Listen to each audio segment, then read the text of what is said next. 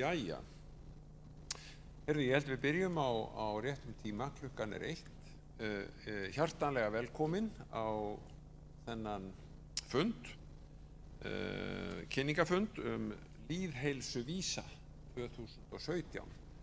Ég heiti Birgir Jakobsson og ég landlæknir og hef hér með mér nokkra vinnufélaga frá embætti landlæknis og þar að ekki nokkra aðra gesti sem munu koma hér fram í dag. Og ég kem að því svolítið seinna hvenær og af hverju við erum raunverulega að vinna með þessa lýðheilsuvísa. En ég held að, og ég ætla að taka það fram líka, þessum fundi streymt á YouTube, þar að segja, það hægt að fara inn á heimasíðu embættisins og fá þar hlekk sem maður kemst og getur hort á hana fund þegar mann listir.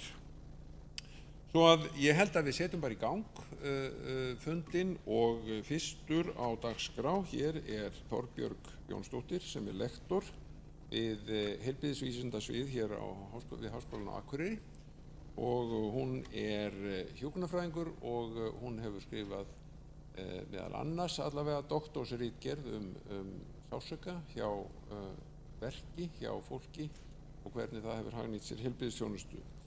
Og hún ætlar að byrja á því að ávarpa okkur aðeins hér, gjörðu svo vel, Þorbjörg.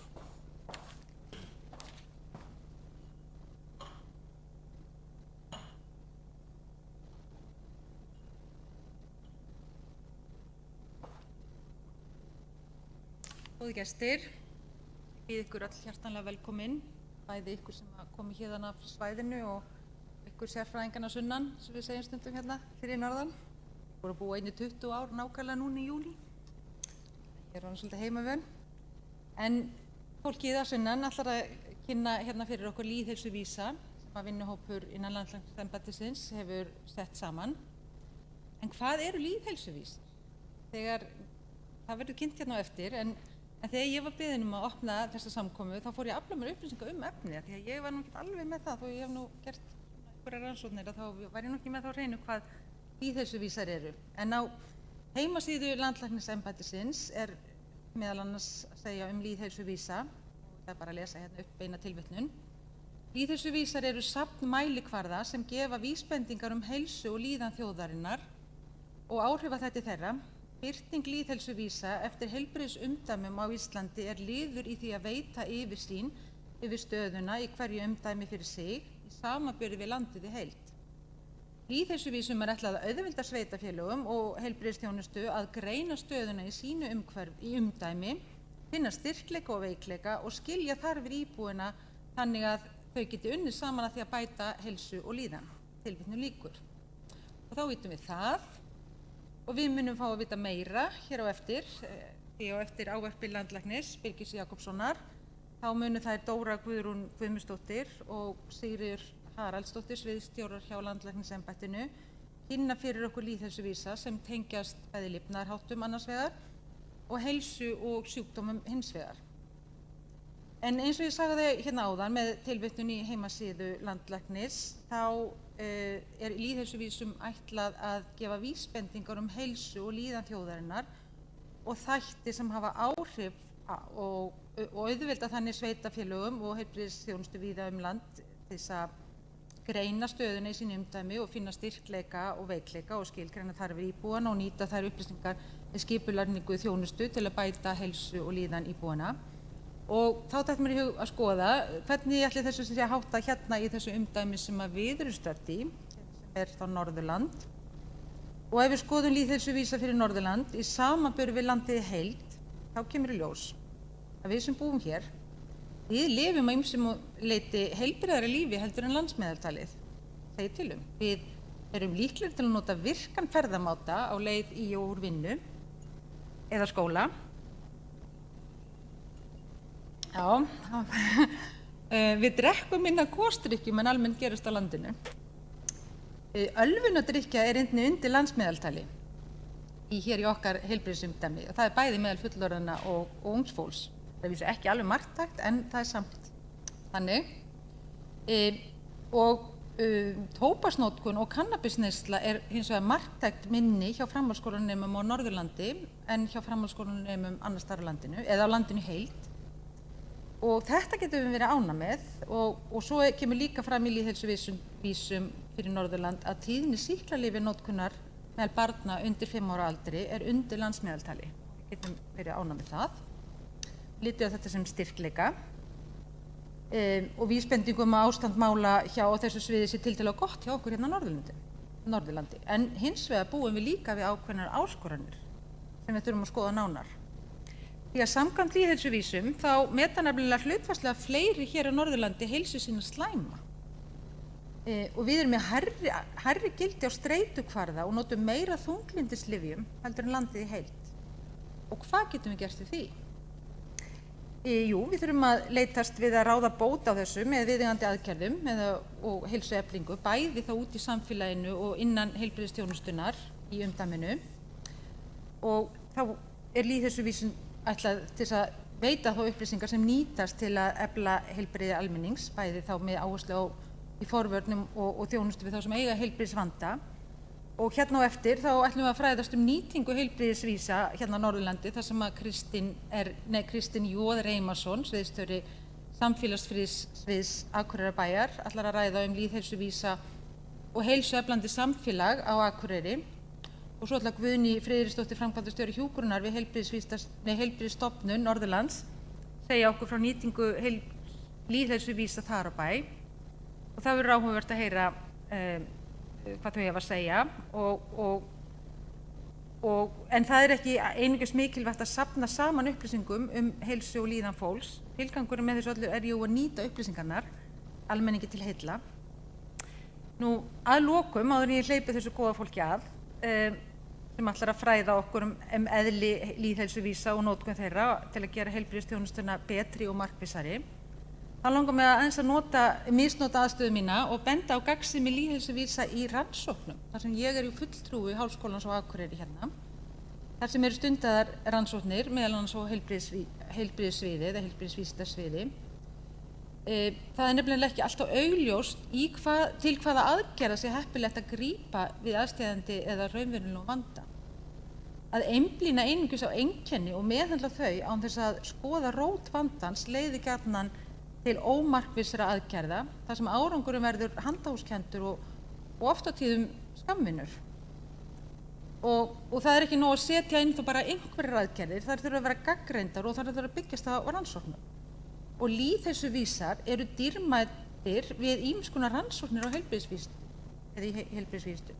Og ég sé til dæmis fyrir mér að það mætti nýta lýðheilsuvísa til að skoða forspárgildi fyrir þróun heilbrigðisvandamála innan ákveðina hópa eða heilbrigðisumdæma.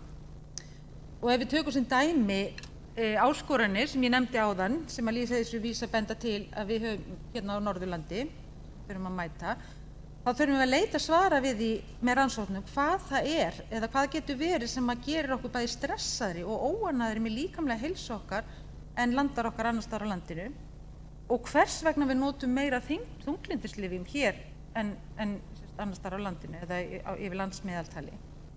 Og það mætti kannski gera rannsóknir á því hvernig við getum minnkað notkun á þunglyndislyfjum með því til dæmis að auka teymisvinnu og almenna geðheilbrigðisþjónustu innan heilsugæslunnar. Mikilvægi lýðheilsuvísa felst því ekki einungis í því að veita heilbrigðisþjónustu, heldur eru þeir einnig mikilvægi til að nýta í rannsóknir á lýðheilsu og því flókna samspili sem á sér stað milli ytra umhverfis og aðstæðna okkar og sálrænnar og líkamlegrar heilsu. Nú læt ég þessu lokið og ég ætla að hleypa gestunum hérna að og það verður spennandi að heyra það sem hérna kemur á eftir og ég sé að lýðheilsuvísa sem mikilvægt tæki í að efla heilbrigði, bæta heilbrigðisþjónustu og ekki síður að efla rannsóknir á heilbrigðisvísindasvið. Takk fyrir og bara til að heyra meira.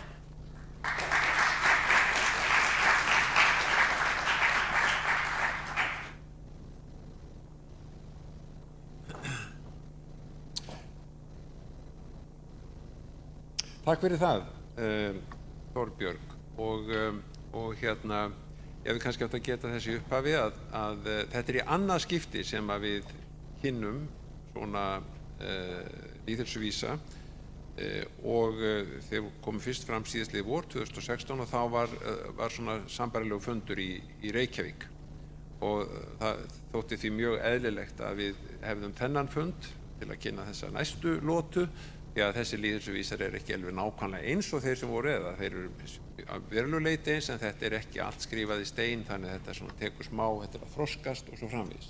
Það þótti eðlilegt að vera hér á þessum stað, stærsta þéttbýliskjarna Íslands. Svo að sem að þar að auki mjög aktífur í því að tala og vera með heilsueflingu og hefur þar að auki þennan háskóla sem með öflugt lýðheilsu svið. Svo að þetta fellur allt saman. Ég ætlaði hér aðeins núna að reyna að koma því að af hverju við erum raunverulega að nota því sjá þessa dagskrá hérna. Við ætlum að drekka kaffi klukkan 2. Dóra Guðrún kemur hér og talar þessa lýðheilsuvísa tengda lifnaðarháttum. Sigríður Haraldsdóttir kemur síðan með lýðheilsuvísa sem tengdir heilsu og sjúkdómum og síðan kemur Kristinn Reymarsson og talar heilsueflandi samfélag á Akureyri. Og Guðný sem framkvæmdastjóri hjúkrunar hér á Heilbrigðisstofnun Norðurlands kemur og talar meira praktíska notkun á þessu og svo höfum pallborðs umræður í lokin. Þá kemur Eydís Kristín Sveinbjarnardóttir til liðs við okkur, forseti Heilbrigðisstofnunar.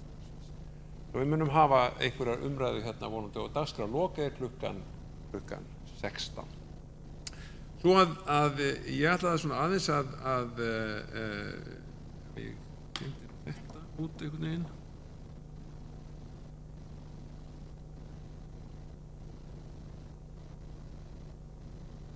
Og þetta svona fínt sko.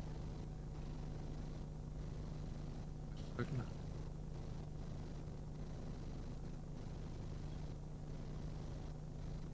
Glæsilegt.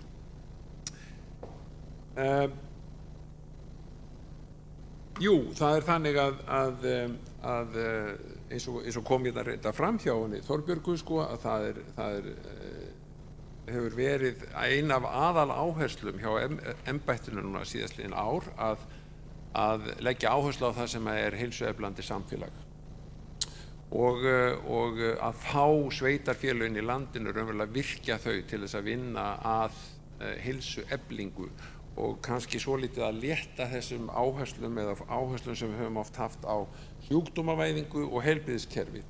Og til þess að kanna það hvort að það sé árangur af þessu starfi þá mjög mikilvægt og vita hvar við eigum að drepa niður fæti.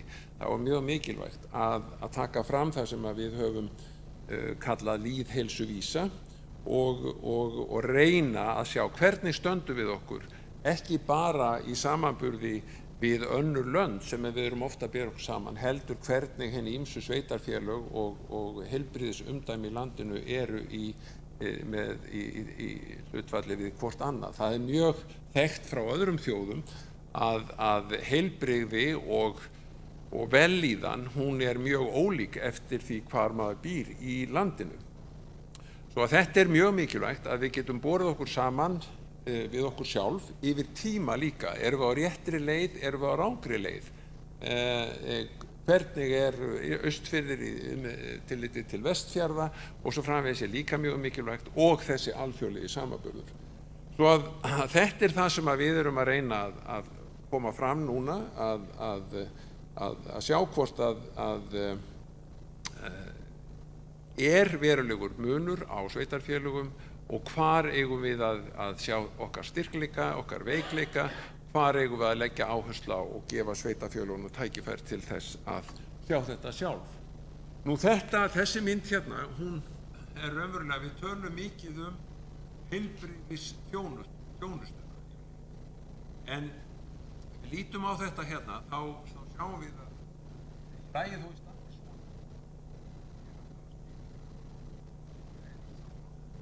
þá sjáum við það að við lítum á lífslíkur fólks, hversu lengi lifa þjóðir og langlífir á Íslandi, þá sjáum við það að við leggjum mikil áherslu á heilbrigðiskerfið, þá hefur það tiltölulega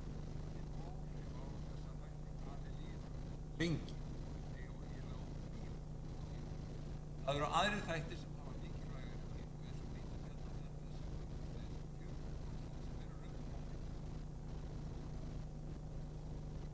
Já, tali þetta hérna. Já, mér datt það í hug.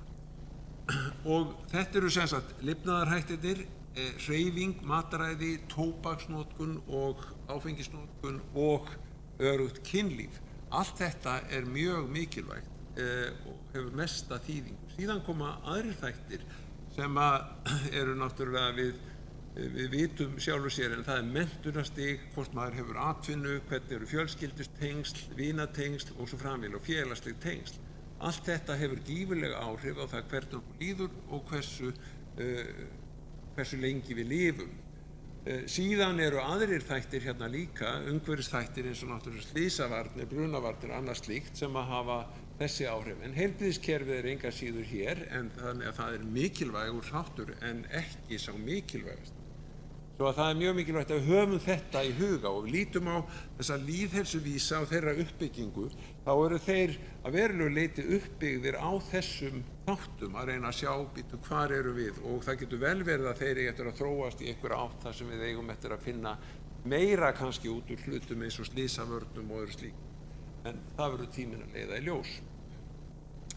Nú þetta er sem sagt það sem við höfum sem sagt gert, nota sem grundvöll fyrir þess að velja þessa vísa og það er ýmislegt sem við höfum notað hér. Það er bæði það er lýðheilsustefna sem að velferðarráðuneytið hefur gefið út og er umverulega komið frá ríkisstjórn þessa lands, en við höfum líka frá HÚ og bæði hjá heilsu kvenna, Global Action Plan eins og það heitir, eða meira á alheimsmælikvarða, og við höfum okkar starfsáætlun og svo höfum við kíkt á fyrirmyndir frá öðrum löndum, bæði frá Norðurlöndunum en sérstaklega kannski Noregi sem að hefur komið mjög langt í því að sýna fram á mun á byggðarlögum í Noregi.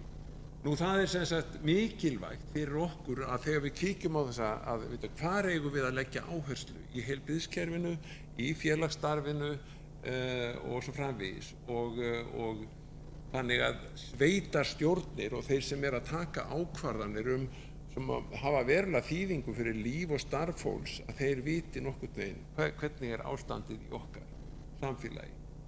Nú þetta er sem sagt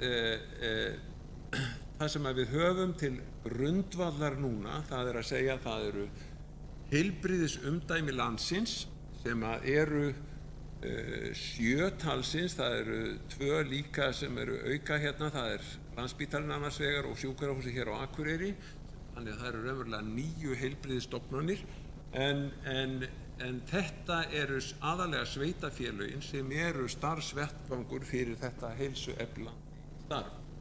Og þetta er allt gert til þess að auðvelda þeim sitt starf og eins og ég sagði áðan að skilja betur raunverulega hverjar eru þarfir þeirra íbúa sem búa í okkar umdæmi. Og þá sjáum við það, og þið komið til með að sjá það betur hér á eftir í kynningum Dóru Guðrúnar og Sigríðar, að það er verulegur munur á því hvernig þessi samfélög og heilbrigðisumdæmi líta út. Auðvitað íbúafjöldin, það vitum við, hlutfall íbúa sem yfir 80 ára, hvað er samfélagið að stækka eða minnka, hvernig er hlutfall karla og kvenna, hérna er þá það sem hlutfallið yfir 1, þá eru karlar fleiri en konur og svo framvegis. Þetta getur verið mikilvægt að vita hvernig lítur okkar samfélag út, og ef við lítum áfram hér bara á fæðingatíðni, lesskilning í skólum, hlutfall háskólamenntaðra, ráðstöfunartekjur, skulu athuga það að þetta byrjar ekki á 0, þannig að munurinn er ekki svona gigantískur, en hann er samt sem áður fyrir hendi. Og þessir hlutir bara segja okkur strax, já, þessi heilbrigðisumdæmi sem við höfum hér, þau eru ólík og þau geta þurft ýmsar ólíkar áherslur í sínu starfi. Það er það mikilvæga. Nú þannig að þetta því komið til með að fá svolítið meira í smáatriðum, eða í raunverulega grundvallaratriðum hvernig þetta lítur út nú hér á eftir.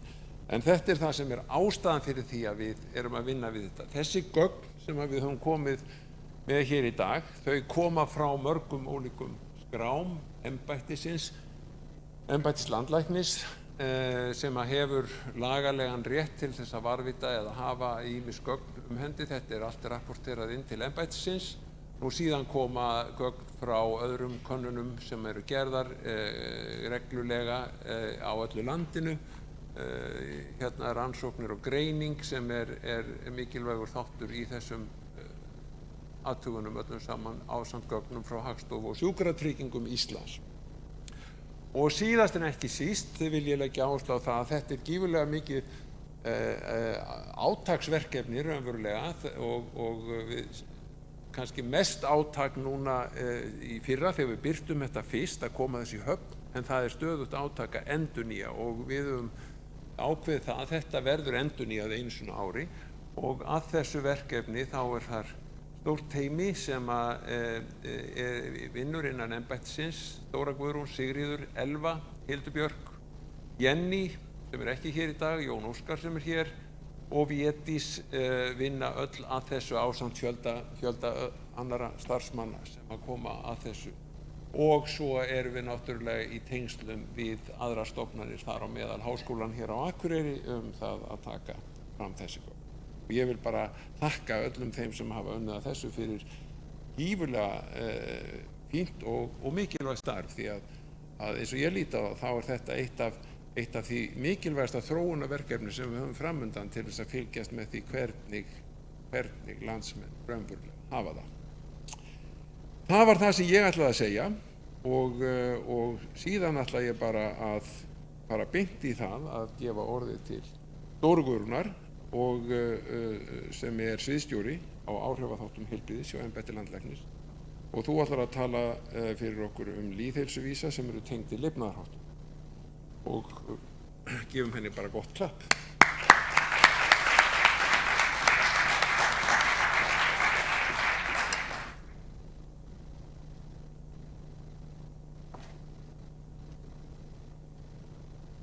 Já, góðan daginn og verið hjartanlega velkomin hérna á þessa kynningu. Það virkilega ánægjulegt að sjá ykkur hérna og við ákváðum það mitt strax í fyrra þegar við kynntum þetta í fyrsta skipti í Þjóðmenningarhúsinu kom eitthvað nýtt nafn að næst myndum við gera það einhvers staðar út á landi þar sem við erum að leggja svolítið áherslu á greiningu eftir heilbrigðisumdæmi. Áhrifaþættir heilsu og líðanar. Þeir eru margvíslegir. Það nafnið á sviðinu okkar hjá embætti landlæknis og mig langar að byrja að frumsýna þessa mynd, hún þetta líka í lýðheilsuvísunum. Við höfum átt svona mynd, við vorum aðeins að gera nýja útgáfu af henni. Og það svo mikilvægt fyrir okkur þegar við erum að skoða heilsu og líðan og áhrifaþættina að átta okkur á hversu fjölbreyttir þessir áhrifaþættir eru. Svo mikilvægt að skoða alla þessa þætti ef við ætlum að hafa áhrif á heilsu og líðan. Stundum umræðan svolítið að þetta sé nú bara alltaf ábyrgð einstaklingsins. En ef við horfum á þessa mynd þá sjáum við að það ansi margt ansi mörg tækifæri sem við förum á missi ef við ætlum að horfa bara á það sem einstaklingunum sjálfur getur gert. Það sjálfsögðu mjög mikilvægt að huga að því að við öll berum ábyrgð á okkar heilsu og við reynum að gera okkar besta. En það eru gríðarlega margir þættir sem hafa áhrif á eins og Birgir líka búin að nefna hérna. Það eru þessi fjölskylda og þessi félagslegu tengsl, það eru aðstæður í lífi, leik og starfi, það eru félagsefnaðars menningarlegar aðstæður, manngert og náttúrulegt umhverfi. Og við sjáum það líka í okkar vinnu hjá embættinu og í vinnu með sveitarfélögum annað. Það mjög margt varðandi framboð og aðgengi að hollavalinu sem gerir það auðveldara og eykur þá líkurnar á því að við getum valið þetta hollaval og borið þá jákvæða og góða ábyrgð á okkar heilsu. En eins og við aðeins líka verið minnst á, þá höfum við hjá embættinu verið að vinna að nálgun sem við köllum heilsueflandi samfélag. Og í þessu starfi þá erum við að vinna á með all aldurshópa. Við erum með heilsueflandi leikskóla, heilsueflandi grunnskóla og heilsueflandi framhaldsskóla. Við höfum gefið út ráðleggingar heilsueflingu á vinnustöðum í samvinnu við vinnueftirlitið og við höfum líka verið aðeins byrjuð frumstigi að vinna að heilsueflingu eldri borgara. Við munum það líka í samvinnu við sveitarfélögin og það með þannig þátt sérstaklega á höfuðborginni, Reykjavík. En það er gríðarlega mikilvægt að vinna á öllum þessum þáttum og við höfum verið að vinna að því að fá, við köllum þetta heilsueflandi samfélag, ekki bara sveitarfélögin, við erum að fá sveitarfélögin í samvinnu við okkur og til þess að fá líka alla aðila í sveitarfélöginu til þess að vinna heilsueflingu og þess vegna köllum við heilsueflandi samfélag, það er ekki nóg bara, heldur það þarf líka heilbrigðisþjónustuna og fleiri aðila til þess að koma. Skólarnir eru gríðarlega mikilvægir því að þó að oft þegar við erum að tala um heilsu og heilbrigðiskerfið eða þá förum við að tala um heilbrigðiskerfið en þeir þættir, við ætlum að efla heilsu eins og Birgir kom inn á, þá þurfum við að huga þessum þáttum sem skipta mestu máli og þá er gríðarlega mikilvægt að vinna því á vettvangi þar sem fólk lifir, leikur og lærir. Og við höfum núna unnið að því að skrifa undir svona samning við heilsueflandi fyrir sveitarfélög sem vil vera heilsueflandi og við erum að komast upp í 75%, það er markmið okkar fyrir þetta ár. Það var verið núna í júní að skrifa undir nýbúið að skrifa undir í Skútustaðarétt, þannig að það á eftir að fá grænt hérna og það var að skrifa undir í Borgarbyggð og Bláskógabyggð, þannig að kortið er að vera grænna og grænna, við viljum að það verði alveg grænt, en eins og við vitum að þá búum við 70% þjóðarinnar býr hér, 80% hér, en þannig að við erum ekki búin að ná öllum hér en við viljum ná öllu landinu og það verður gaman að sjá hvernig þessi mynd breytist. Við höfum fengið gríðarlega jákvæð viðbrögð og frá sveitarfélögum allt land og það er bara mjög ánægilegt. Við höfum haldið vinnustofu hérna í samvinnu við Akureyrarbæ og Norðurlandið. Við fáum meira að heyra um það af hverju þetta er mikilvægt og hversu lýðheilsuvísar eru mikilvægir fyrir sveitarfélögin hérna á eftir. En hvað er heilsuefling? Heilsuefling er í rauninni bara, í heilsueflingarstarfi er bara markvisst unnið með þessa áhrifaþætti. Það er það ferli sem gerir fólki kleift að hafa aukin áhrif á heilsu sína og bæta. Þannig að það sem hollavalið þarf að vera eins auðvelt og mögulegt er.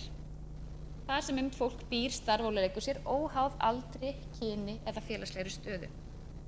Það er svona köllum við þetta heilsueflandi samfélag, vellíðan fyrir alla. Það er líka þegar vera jöfn tæki fyrir alla að lifa heilsusamlegu lífi. Og þegar við skoðum tölfræðin okkar þá er það kannski ekki endilega svo að allir hafi jöfn tækifæri til að lifa heilsusamlegu lífi. Þess vegna höfum við nokkrar áskoranir sem við getum unnið að. Svona lítur lýðheilsuvísarnir út 2017. Við höfum gert svona einblöðunga fyrir hvert umdæmi og þau eru aðgengileg inn á heimasíðu embættisins. Þetta er bara svona til þess að sýningu, þetta hérna er nýja myndin okkar. Hér eru svona almennur inngangstexti og hér eru við tekið saman 6 punkta sem ég mun fara líka yfir fyrir hvert umdæmi. Þar sem að þetta umdæmi er frábrugðið landsmeðaltali. Og svo er það hérna, eru vísarnir hérna. Við erum með rauða línan hérna í landsmeðaltal og svo eru gráu línunar hérna, það er henni spönnin. Blár punktur þýðir að gildið fyrir þetta umdæmi er marktækt frábrugðið landsmeðaltali. Stundum reiknum við ekki margt, ef það er hvítt þá erum við ekki að reikna marktæktar próf þar. En það er samt líka gríðarlega mikilvægt að taka það fram að þetta er lýsandi tölfræði. Þetta er svona einhver svona toppur á ísjakanum og þetta er einhverja vísbendingar. En eins og var minnst á hérna í ávarpinu að þá gefa þessar vísbendingar og þessi lýsandi tölfræði tækifæri til þess að skoða hvar eru áhugaverð rannsóknarefni og það er von okkar að þessi lýðheilsuvísar verði líka kveikjan að áhugaverðum rannsóknarverkefnum sem að rannsóknarfólk okkar hvar sem er á landinu getur nýtt sér. En ég ætlaði að fara yfir þá lýðheilsuvísa sem við höfum flokkað undir lýðheilsuvísa undir lifnaðarhættir og við höfum líka lagt áherslu á að útkoman er heilsa og vellíðan. Þannig að við erum að mæla ekki bara heilsu, heldur líka hamingju og líðan. Og það eru, af hverju erum við að mæla hamingju til dæmis? Það er ástæða fyrir því. Við getum verið með heilsubrest en samt verið hamingjusum. Það er ekki alveg sama mælingin og það eru aðrir þættir sem hafa áhrif á hamingju heldur en heilsu. og aðrir þættir sem hafa áhrif á veljan heldur en vanlíðan. Þannig við viljum skoða þessar jákvæðu mælingar og við viljum skoða hvað það er sem að einkennir hamingju, hvað er það sem að einkennir fólk sem að líður vel og gengur vel. Og við viljum efla rannsóknir á því sviði, við viljum skoða það frekar til þess að við getum einmitt unnið markvisst með markvissum aðferðum þar sem eru rannsóknar í grundar af því að efla heilsu og líðan allra landsmanna. En hamingja er ekki bara Íslendingar og fleiri sem eru að mæla hamingju og það eru Sameinuðu þjóðirnar sem hafa hvatt allar þjóðir til þess að mæla hamingju reglulega og skoða hvaða þættir það eru sem hafa áhrif á hamingju. Við vitum þannig kannski að við höfum komið frekar vel út í svona alþjóðlegum samanburði. Við erum þarna á toppnum í ár ásamt Dönum og Svíum, við erum eiginlega með sama meðaltalið, 7,5 á skalanum 1–10 yfir hamingju.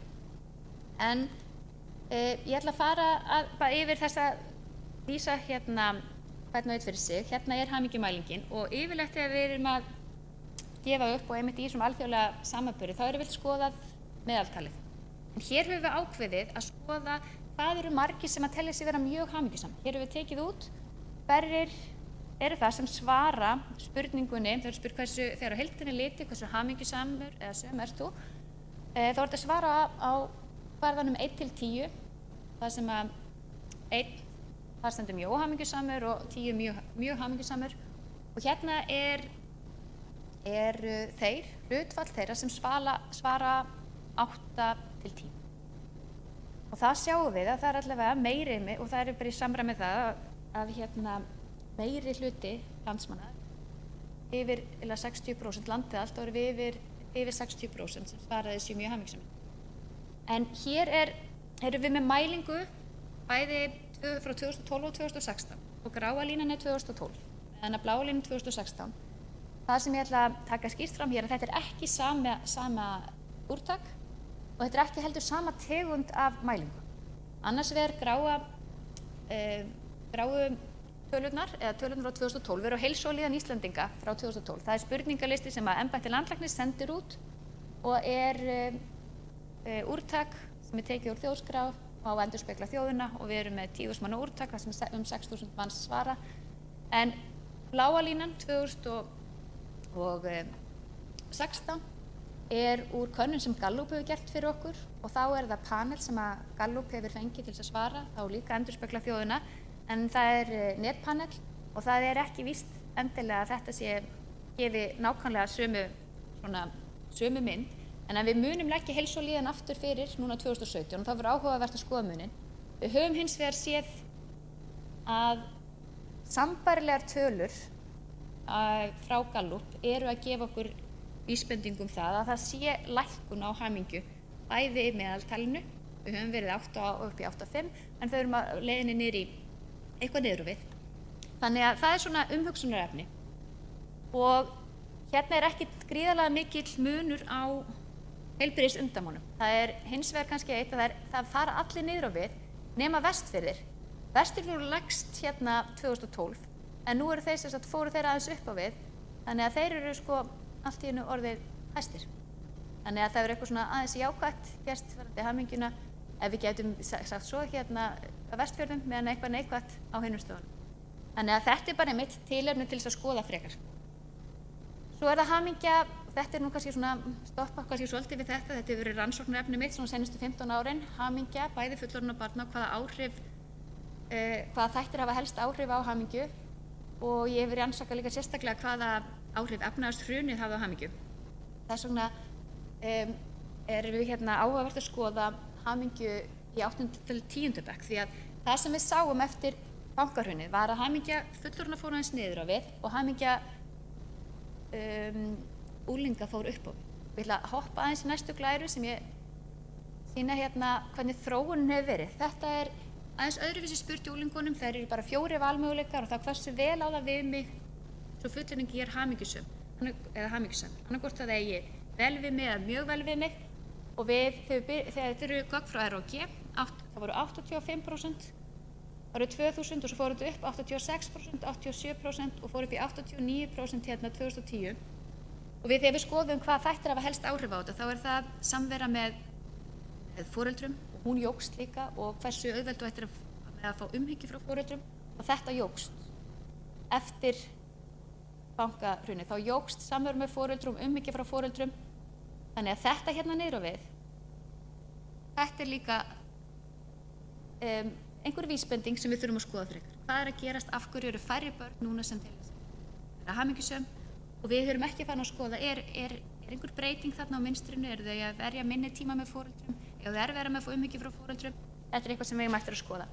Nei, förum aðeins tilbaka, þá er hérna breytileikin eftir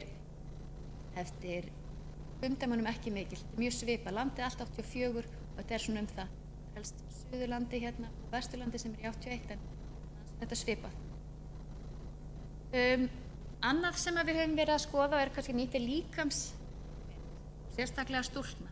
Við höfum mikið verið rætt líðan og þið sjáu kannski það að líðan hefur svolítið þyngra vægi í lýðheilsuvísunum okkar núna heldur en fyrr og við erum að skoða þetta náið. Það hefur komið fram líka í gögnum hjá ROG að það eru breytingar í svörun á líðan og þið kannski þekkið þetta, þessar kannanir frá ROG, þeir spyrja alla sem að mæta í skólan þann daginn, þannig að við erum með allt þýðið undir og þetta er raunin það sem er að spá ennþá meira fyrir breytingar og líðan og fyrir vanlíðan, það er líkamsmyndin, spá meira fyrir heldur notkun samfélagsmiðla en svo má skoða einmitt alls konar samhengi þarna á milli. Hér erum við eins og með svolítið breytileika, við skoðum það, þetta er bara spurt líkamsmynd hvort mjög eða nokkuð ánægði með líkama sinn og þá það eru aðeins 56% stúlkna sem eru annarkvort mjög eða nokkuð ánægði með líkama sinn. Þannig að þá erum við 44% sem eru óánægðar. Það er svolítið breytileiki í þessu og þarna kannski einmitt er Norðurlandi með lægsta hlutfalli, Austurland og Vestfirði með hæsta. Þetta er eitthvað sem við þurfum líka kannski að skoða. Hvað er það? Ýmsar kenningar, tilgátur sem örugglega koma upp í kollinn, en þetta er eitthvað sem er virkilega mikilvægt að skoða frekar.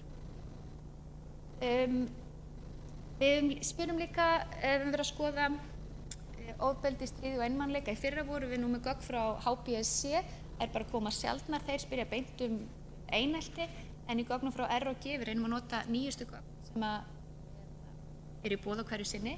Hér erum við með gögn frá ROG úr grunnskólakönnunum þeirra.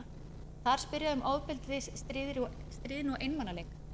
Við erum að sjá að einmanaleiki, og rannsóknir að sýna það að einmanaleiki er gríðarlega sterkur áhrifaþáttur fyrir vanlíðan. Það kannski líka við höfum verið að sjá að byrjum að skoða einmanaleika og heldum jafnvel að þegar við skoðum alls konar aldurshópa að það væri elsti aldurshóparinn sem að væri mest einmana, en það voru ungir karlmenn sem voru mest einmana þegar við fórum að skoða, þannig við fórum að skoða einmanaleika bara í framhaldsskóla nema, þegar við erum með það bæði og þar sjáum við að það er ansi hátt hlutfall hérna sem hefur verið oft einmana síðastlina viku. Landið allt 10%, þetta er ansi hátt og af því þetta er þeir sem eru oft einmana og mikill breytileiki hérna, en Vesturlandi samt með minnst 10%. Ofbeldi og stríðni, við vitum það líka að það er neikvæður áhrifaþáttur og við viljum reyna að útrýma því. Það eru við reynum markvisst í gegnum starfi í heilsueflandi í skólum. Landið allt þá eru 14,8% sem að hafa verið beitt ofbeldi og eða stríðni eða skilin út undan í skóla tekið saman og já, það er hærra á Vestfjörðum, Suðurlandi, það er Suðurnesjum, það er svona svipað 14%. Allra lægst á Austurlandi. Já. Og þá komið að svefninum og streitunni. Að stuttur svefn, það er líka eitthvað sem við vitum, að sofa á lítið, það hefur neikvæð áhrif á heilsu. Þannig að hér erum við með, ef við skoðum landið allt, framhaldsskólanema, þá eru 70% sem sofa, ná ekki lágmarkssvefn sem sofa og stuð. Þetta er gríðarlegt áhyggjuefni. Þarna sjáum við líka að það er ekki mikill breytileiki, en við erum samt með Austurlandi erum við 54,8%, meðan við förum upp í 72% á bæði höfuðborgarsvæðinu og Vestfjörðum. En þetta er eitthvað sem við erum að skoða og erum komið markvisst að skoða með borgaryfirvöldum og skólayfirvöldum þar, að þetta er eitthvað sem við þurfum virkilega eitthvað svona samtaka mátt til þess að snúa þessari þróun við. Við höfum svolítið skoðað þetta, hvar höfum við náð árangri í svona lýðheilsustarfi, við höfum náð árangri að draga úr reykingum, við höfum náð árangri að draga úr drykkju og maður sé ná það líka unglinga. Og nú þurfum við kannski álíka samtakamátt í að reyna að auka svefn, að þeir nái svefninum, og við höfum komið ekki alls konar til hugmyndir og erum að vinna úr þeim og er bara áhugavert líka að heyra hvort þið eru með einhverja fleiri. En svo við skoðum streituna, að þá er það líka, þetta eru þeir hverju af fullorðnum, tala 18 ára og eldri, úr vökturinn okkar, Gallup-vökturinn okkar, sem finna oft eða mjög oft fyrir mikilli streitu í daglegu lífi. Og við vitum það líka og höfum það mjög vel sem góðri dokumentar í rannsóknum hvað streita getur haft neikvæð áhrif. Þarna erum við með 22% landsmanna sem að finna oft eða mjög oft fyrir mikill streitu í dag. Það er ekki mikill breytileiki heldur þarna á milli, nema þá kannski helst að Suðurnesin skera svo úr þarna með 29%, meðan að Vesturlandi með 19%. Og sjálfsögðu náttúrulega alltaf þegar höfuðborgarsvæðin með inni í landinu öllu, að þeir erum að gera grein fyrir því að höfuðborgarsvæði vegur náttúrulega mjög þungt alltaf þar inni. Þá koma hreyfingunni, þannig að þessum þáttum sem við getum unnið gegn streitunni, og vanleg hreyfingin hefur jákvæð áhrif á heilsu okkar og líðan. Og við höfum verið að skoða virkan ferðamáta. Þetta hefur mjög áhugavert líka að skoða með ákveðnum sveitarfélögum innan þeirra, og ég kannski bara nefna það að þó að þarna eru færri á höfuðborgarsvæðinu heldur en svona á landinu öllu sem nota virkan ferðamáta. Þetta er það að ganga eða hjóla í vinnu eða skóla. Þá hefur við samt þegar við erum að skoða, það var orðið gríðarleg aukning þarna, það var orðið 2-földun frá 2007 í þessu á höfuðborgarsvæðinu. En það eru hins vegar kannski líka oft náttúrulega með talandi aðstæður, að það séu betri aðstæður til þess að hjóla og ganga. Þetta er eitt af kostunum við það líka að búa í smærri samfélögum. Við erum með gríðarlega hátt hlutfall á Vestfjörðum og Norðurland líka. Gráalínan er 2015 og 2016 hefur aukning og einhvers staðar er fækkun, við erum að skoða það. Það er jákvæð þróun á mörgum stöðum þar sem bláa línunni er lengri. Það fjölgar þeir sem að hjóla að ganga í vinnu. Ráðleggingar hreyfingu fyrir fullorðið fólk eru 30 mínútur á dag, þannig að ef við náum að hjóla að ganga rösklega í vinnu, ef það tekur 15 mínútur og náum þessu, þá getum við náð hreyfingunni þarna. Það er gríðarlega mikilvægt. Það er margföldunar áhrif. Það er umhverfisvænt, það er og hefur jákvæð áhrif á heilsun okkar og svo sparnaður, og það er gríðarlega mikill ávinningur af því að gera það auðvelt að ganga eða hjóla til vinnu. Og þáttaki skipulögðu íþróttastarfi. Er smá breytileiki, en samt landið allt 55. Ég verð að viðurkenna að það kom mér á óvart. Ég ólst upp út á landi og mér fannst við vorum alltaf í skipulögðu íþróttastarfi. Kom mér á óvart að höfuðborgarsvæðið væri hærra þarna heldur en aðri landshlutar. Þetta finnst mér líka áhugavert að skoða, hvort eitthvað breyst síðan að ég ólst upp út á landi, eða hvort það er ekki talað skipulagt íþróttastarfi. Kannski var það líka bara að það var eiginlega bara eina félagsmiðstöð, við vorum bara alltaf í íþróttastarfi. Það var en þetta finnst mér áhugavert að sjá þennan mun að höfuðborgarsvæðið sem hæsta hlutfallið skipulögðu íþróttastarfi í 8.–10. bekk, og að það sé lægst á Vesturlandi 47,6. Ekki gríðarlega mikill munur, en samt áhugavert að skoða. Með næringunni, þá erum við að tala um grænmetis- og ávaxtaneyslu fullorðinna. Ráðleggingar í næringu eru að borða minnsta kosti 5 á dag, og hér erum við með breytileika. Þetta hefur líklega eitthvað með aðgengi og að gera, en við erum með höfuðborgarsvæðið þarna sem er samt aðeins 10,7% sem ná þessu. mikil sóknarfæri þarna, auka ávexti á grænmetisneyslu. Og við myndum gjarnan vilja að álögur veru lækkaðar á þetta og frekar hækkaðar á óhollustuna. Það að gera hollavalið auðveldara. En það eru aðeins 6,4% sem ná þessu á Vestfjörðum, meðan það eru hins vegar 10% á Austurlandi. Þannig að það er áhugavert líka að skoða og rýna betur í þetta, hvað veldur. Og annað líka sem við höfum áhyggjur af er gosdrykkjaneysla, mikil gosdrykkjaneysla. Hún tengist yfirleitt óhollum lifnaðarháttum. Við erum yfirleitt, ef við drekkum gos líka þó þessi sykulaust, þá er meiri líkur á við séum að borða eitthvað óhollt með. Og yfirleitt er það ekki þannig að við erum nýbúin að hreyfa okkur að það kalli á sykraðan gosdrykk, þannig að þetta er svona vísbend líka óhollan lifnaðarhátt. Og við erum með mjög gott aðgengi að gosdrykkjum í Íslandi. Það er lágt verð. Gosdrykkjur undan þegnir venjulegum virðisaukaskatti sem er algjörlega óskiljanlegt. Ég hef ekki nein góð rök fyrir því. Og við höfum verið að reyna að berjast fyrir því að þetta sé ekki með neina undanþágu, heldur ætti frekar ef eitthvað væri að vera með einhverjum auka álögum á sem að færu kannski í forvarnastarf eins og áfengis- og tóbaksgjald. En hérna erum við að sjá að hlutfall fullorðinna sem drekkur að minnsta kosti 1 sykraðan eða sykurlausan gosdrykk á dag er á höfuðborgarsvæðinu, þarna 25,3%. Annars stendur höfuðborgarsvæðið sig langvæst. En við erum með, og Vestfjörðin er best, 11,7%. Ég veit nú ekki hvort að þetta er að batna eitthvað núna með auknu framboði af ódýrum gosdrykkjum, en ég ætla ekki neitt nánar út í það, þannig á höfuðborgarsvæðinu. En hlutfall framhaldsskólanema sem drekkur að minnsta kosti 1 sykraðan er einmitt enn hærra, ekki hærra reyndar höfuðborgarsvæðinu, hærra út á landi. Það eru Suðurnes sem er 33% við sjá hérna, Norðurlandi með 20%, kemur best út, og Vestfjörðin 31, þannig að mikill munur á framhaldsskólanemum og fullorðnum gosdrykkjuneyslu. Og komum við að öðrum skaðlegum drykkjum, ölvunadrykkjunni. En hér erum við í fyrsta skipti sem við setjum fram þessa einingu sem er kölluð, eða þennan mælikvarða, sem er svo alþjóðlegu mælikvarði á því sem að er bara skilgreiningun að vera með áhættu samt neyslumynstur. Það getur nokkru spurningar þarna á bakvið og það er vel útskýrt þarna á lýðheilsuvísum hjá okkur.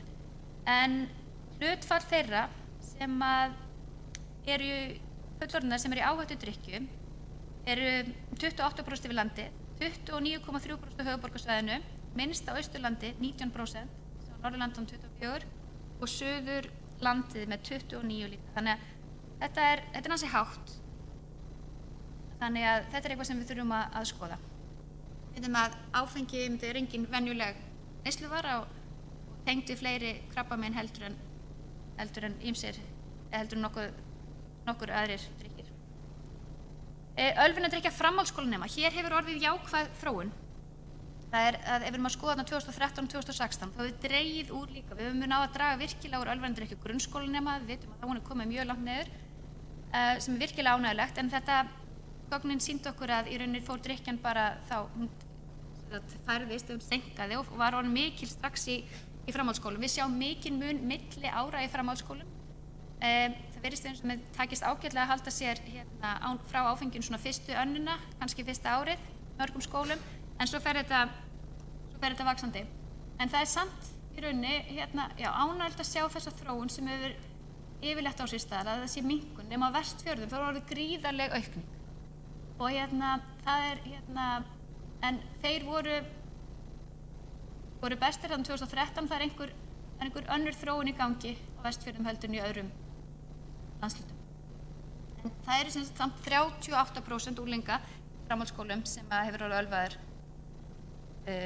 síðastliðinn mánuð. Svo framhaldsskólum sem er kannabisefna, að yfir allt svæðið þá er þetta allt landi 20%, 22,5% á höfuðborgarsvæðinu. Líka eitthvað með aðgengi að gera. Og hérna kemur Vesturlandi best út, þó það sé ekki svo langt frá höfuðborgarsvæðinu, þá er það í rauninni langbest út. Reykingar og tóbak í vör. Reykingar sem betur fer eru minnkandi, við vitum þetta líka ein skaðlegustu heilsuhegðun eða hegðun fyrir heilsuna. Það er að reykja og eitt af það besta sem getur gert fyrir þá sem er að reykja er að hætta. eitt besta fyrir heilsuna. Við erum með landið allt 10%, höfuðborgarsvæðið 9,8%. Þannig erum við með Vestfirði sem skera súr, 15,4%, Suðurlandið og Suðurnesin 12%. Norðurlandið þarna alveg með Austurlandi með besta árangun 8,6%. Og líka bara mjög öflugt teymi hérna á Norðurlandi og Húsavík, við erum í góðu samstarfið þá. Varðandi byrjuðum með reiklus.is, núna heitir tóbakslaus.is og komið að heilsu og hegðun. Við erum aðstöðið því að hætta að nota tóbak. Nú, tóbaksnotkun. Við vilt, í seinustu lýðheilsuvísum vorum við með framhaldsskólanema aðeins drengi. Og við höfum verið mikið með fókus og aðgerð sem snúa því að fá drengi til þess að hætta að taka tóbak í vör. Eða munntóbak. Og nota munntóbak, eða taka neftóbak í vör. Og það sem við erum að sjá núna er að það er gríðarleg aukning hjá stúlkum. Þannig að við ætlum að hætta að birta bara tölur fyrir drengi. Þær eru að ná drengjónum í flestum sviðum. Þannig að við ákveðum að birta bæði kynin það saman.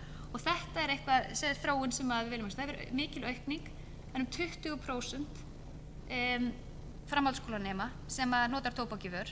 Og það var ekki vitað fyrir einhverjum ár síðan skaðsemin, en þá koma eftir rannsóknum sem sýna fram á að þetta er líka skaðlegt. Þó að einhverjum myndi segja að þetta sé ennþá skaðlegra að reykja, þá er samt skaðlegt að taka tóbak í vör og það getur líka leitt til krabbameins og fleira.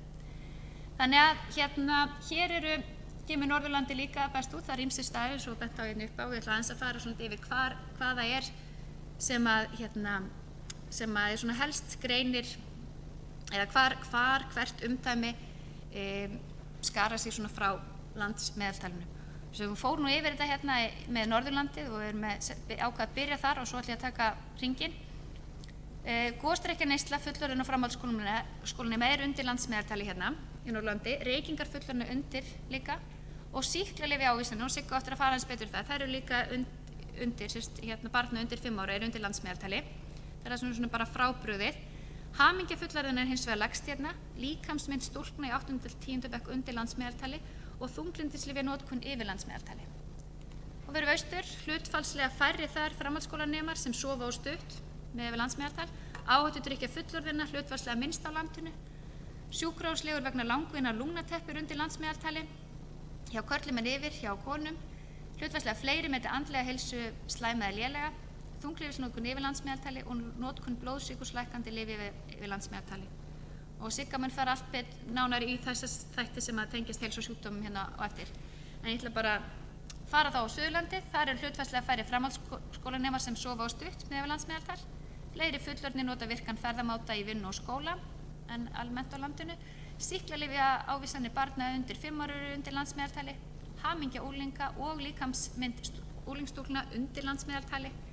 Hlutfallslega fleiri fullorðnir reykja en landsmeðaltal og bólusetningar 12 mánaða barna undir landsmeðaltali.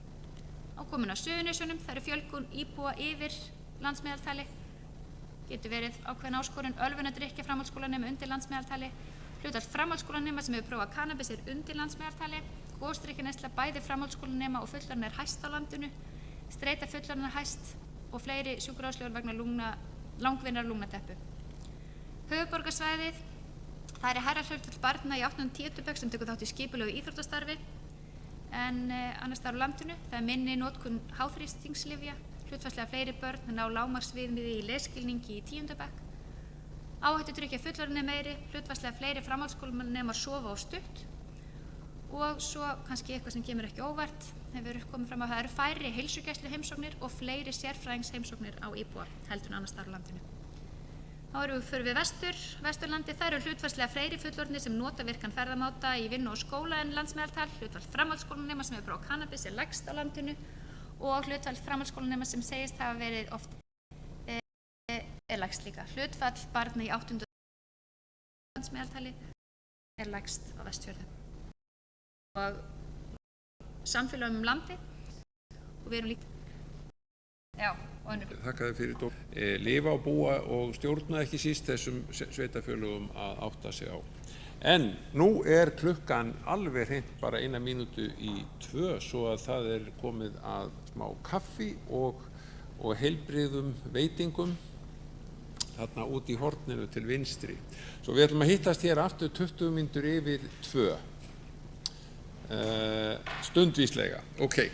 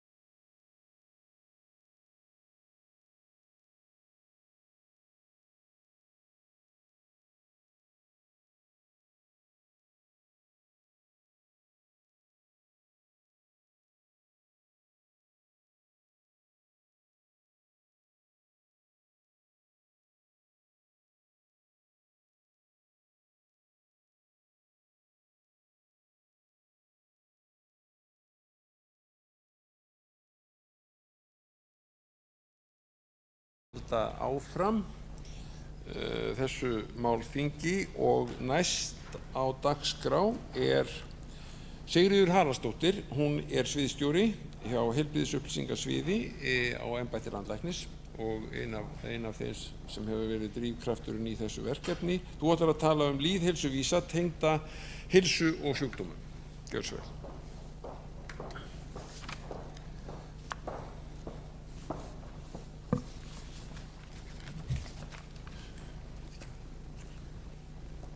Takk fyrir. Já, nú vindum við okkur í heilsu og sjúkdóma. Aðeins að spóla hérna áfram.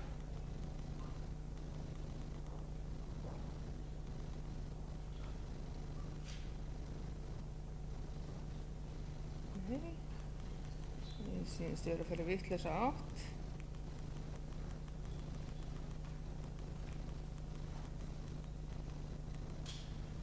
Þarna kemur þetta. Og aðeins til þess að þið getið staðsett ykkur á innblöðungnum, ef þið hafið hann, þá ég að taka hérna síðasta hlutan. Og hérna sjáum við þessa vísa betur. Þetta eru samtals 19 vísar, 3 varða andlega heilsu, síðan koma 7 vísar sem að snerta langvinna sjúkdóma, þá koma 5 sem tengjast forvarnaraðgerðum og loks 4 sem snerta notkun og aðgengi eða heilbrigðisþjónustu. Við byrjum á andlegri heilsu og hér sjáum við almennan mælikvarða á andlega heilsu. Þannig fólk að meta sjálft sína andlegu heilsu. Og þetta almennur og vel rannsakaður mælikvarði sem hefur gott fótspárgildi fyrir sjúkdómatíðni. Og þið sjáið það alltaf breytingar milli ársins 2012 og 2016 og þarna minn ég á það sem að Dóra Guðrún kom inn á áðan að þetta mismunandi mæling. Hún getur að einhverju leyti skýrt þennan mun en þarna sjáið þið að ef við horfum á landið í heild þá þessi tala að fara úr 17 upp í 27% sem sagt hlutfall þeirra sem að meta sína andlegu heilsu sæmilega eða lélega. Og þetta auðvitað svolítið umhugsunarvert. Og þið sjáu að það talsverður breytileiki líka á milli umdæma. Og eins og Dóra nefndi áðan, þá erum við að fara að endurtaka aftur könnunina frá 2012 fyrir heilsu og líðan.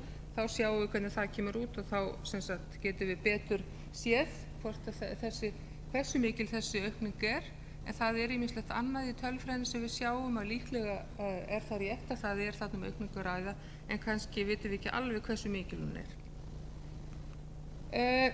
Þunglyndislyfjanotkun, hún hefur verið heilmikið til umræðu og við vitum að í samanburði við OECD-löndin þá hefur þessi tala verið hvað hæst á Íslandi og hún gefur svo sannarlega tilefni til þess að við fylgjumst grannt með þróuninni og það gagnlegt fyrir okkur að reyna að greina þessa þróun svolítið frekar í undirhópa.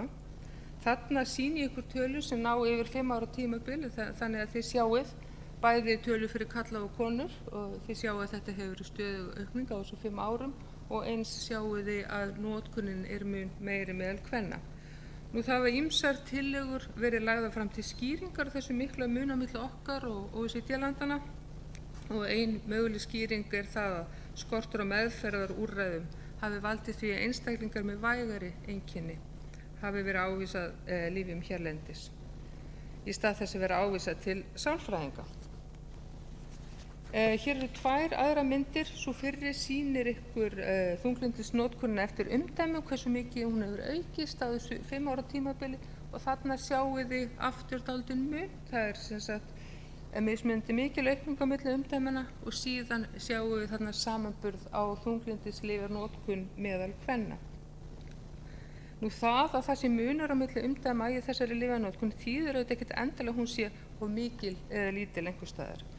Þetta gefur fyrst og fremst tilefni til þess til umræðuna og til þess að hvert umdæmi skoði þetta svolítið, eru skýringar á því, líta þessar tölur sennilega út í samanburði við annað sem þið þekkið innan umdæmisins. Það má til dæmis skoða þessar tölur með hliðsjón af tölum mat og andlegri heilsu, passar þetta nokkurn veginn saman. Svo alveg hugsanlegt að ávísunarvenjur lækna séu mismunandi á milli umdæma. Já. Við viljum sem sagt fyrst og fremst vekja athygli á þessum mun þannig að þið getið spurt ykkur sjálf hvort að það sé eðlileg skýring eða hvort það eitthvað sem einhverju sem þarf að breyta. Ef við förum aðeins yfir langvinni sjúkdómana, að þá eru langvinni sjúkdómar, langvinni líkamlegi sjúkdómar, þeir orsaka 86% dauðsfalla í Evrópu. Og þetta eru þessi stóru sjúkdómaflokka, hjarta- og æðasjúkdómar, krabbamennin, langvinni lungnasjúkdómar og sykursýki. Og þessi langvinni sjúkdómar eru miklu leyti tengdir við lífsstíl sem við höfum tamað okkur á síðustu áratugum. En það sem er mikilvægt að sameiginlega eiga þessir sjúkdómaflokkar nokkra áhættuþætti eða áhrifaþætti, tóbaksnotkunina, mataræðið, hreyfinguna eða hreyfingarleysi og skaðlega notkun á áfengi. Og það er náttúrulega gríðarlega mikilvægt að vinna að því að stjórna þessum áhættuþáttum. Alþjóðaheilbrigðisstofnunin hún spáir því að byrði þessari sjúkdóma eigi eftir að aukast og hins vegar hafa vísindarannsóknir sýnt að það er vel hægt að draga úr byrði þessari sjúkdóma með forvörnum og heilsueflingum. Og það er auðvitað mjög mikilvægt líka að meðhöndla það með þeim ráðum sem við höfum. Og við höfum valið að sýna hér varðandi sykursýkina notkun á blóðsykurslækkandi lyfjum. Og þið sjáið að kannski ekki rosalega mikil breyting á þessum 5 árum sem ég sýni þarna á notkun þessari lyfja og þetta eru sem sagt lyf við sykursýki 2 sem við erum að sýna þarna. Og auðvitað býst maður við því að þessar tölur séu svolítið í takt við tíðni á sykursýki 2 sem við vitum að hafa farið mjög vaxandi. Og á neðri myndinni þá sjáið þið svolítið hvernig þróunin hefur verið eftir umdæmunum. Þessari hér. Og þið sjáu hérna neðri línan er 2012 og svo efri er 2016. Ætla ekkert að segja kannski sérstaklega mikið meir það en kannski sýna ykkur þessa hér að það er marktækur munur á lyfjanótkun blóðsykurslækkandi lyfja milli heilbrigðisumdæma og eins og ég sagði þá er það mögulega vísbendingum mismunandi tíðni á sykursýki 2 og það ætti þá falla saman við tengda áhrifaþætti lífnarhætti eins og mataræði, hreyfingu, þessum kostdrykkjaneyslu, þannig að þið getið skoðað það svolítið saman. En svo kann að vera að mismundi greiningavirkni innan umdæmanna hafi líka einhver áhrif. Og við erum til dæmis með íslenska rannsókn sem hefur sýnt að fyrir hvert tilfelli af sykursýki, eða þekktri sykursýki, þá séu 2 ógreind. Og það er mikilvægt að greina og meðhöndla sykursýki með öllum tiltækum ráðum, mataræði, hreyfingu og lyfjagjöf eftir þörfum. Þannig að það er svolítið umhugsunarefni. Þetta finnst mér vel mega íhuga. Og hér sjáið þið munin á milli umdæmanna og hér er verið að sýna kynjamunin. Að notkunin er meiri hjá körlum eða eðlilega vegna þess að tíðnin er hærri hjá körlum og konum en sem komið er allavega. En það er samt aldrei mikill munur á milli umdæmanna og líka kynjamunurinn. Þannig þetta er eitthvað til þess að hugleiða. Síðan er það hjarta- og æðasjúkdómarnir. Við erum með 2 lyfjaflokka sem tengjast þeim. Það er annars vegar háþrýstingslyfin og hins vegar blóðfitulækkandi lyf. Og við sjáum að það er ekkert ýkja mikil breyting á þessum 5 árum. Hvað sem það nú þýðir? Það er ekki ýkja mikill munur á milli umdæma heldur. Mér minnir að það er eina sem er marktækt er að notkunin er minni á höfuðborgarsvæðinu á háþrýstingslyfjum og vonandi er það vegna þess að það sé minna sjúkdóminn til þess að meðhöndla. En hins vegar marktækt meiri notkun á Suðurnesjum, Vesturlandi, Austurlandi og Suðurlandi. Dánartíðni vegna hjartasjúkdóma hefur lækkað gríðarlega mikið hér á landi eins og í öðrum Evrópulöndum og það má rekja það miklu leyti til breytinga áhættuþáttum, einhverjum reykingum, en það er líka auðvitað betri meðferð og þar á meðal lyfjameðferð, það er meðferð við háþrýstingi og blóðfitu sem að það skiptir máli. Og við vitum það líka að þrátt fyrir þessa miklu lækkun þá muni hjarta- og æðasjúkdómar áfram vera leiðandi dánarorsök á Íslandi og þá er mikilvægt að hafa áfram stjórn á áhættuþáttum og tryggja skjóta greiningu og viðeigandi meðferð. Og rannsóknir hafa sýnt að það er rými til endurbóta í greiningu og meðferð á háþrýstingi og fjölþjóðlegar rannsóknir hafa sýnt að innan við 50% þeirra sem eru með háþrýsting eru meðvitaðir það og blóðþrýstingur var ásættanlegur hjá eingöngu þriðjungi þeirra sem voru meðhöndlaðir, og ég held að sé engin ástæð til annars en að þetta geti bara líka verið svona hér. Ég fann nú reyndar ekki í svipinn nema 10 ára gamla rannsókn úr heilsugæslunni sem að sýndi akkurat þetta líka. Og mér langar kannski að nefna það að eitt af gæðaviðmiðunum í nýju greiðslumódeli sem búið að taka upp gagnvart heilsugæslu höfuðborgarsvæðisins, það er að blóðþrýstingur hafi verið mældur hjá meira en 50% einstaklinga með þessa sjúkdóma. Þannig þetta er mikilvægt. Og síðan er að blóðfitan, og hér er aftur talsverður, já, kannski ekki mikil breyting í tíma. Þið sjáu landsmeðaltalið, þessi brotna lína hér, en þið sjáu þetta á til munur á milli heilbrigðisumdæma. Þið sjáu það hérna efst liggur Norðurland og hérna neðst eru Vestfirðir og Suðurland. Og aftur er þetta mælikvarði sem þarf virkilega að hugsa, er þetta vísbending um mismunandi sjúkdómatíðni, já, hjarta-æðasjúkdóma, að einhverju leyti og kannski einhverju leyti mismunandi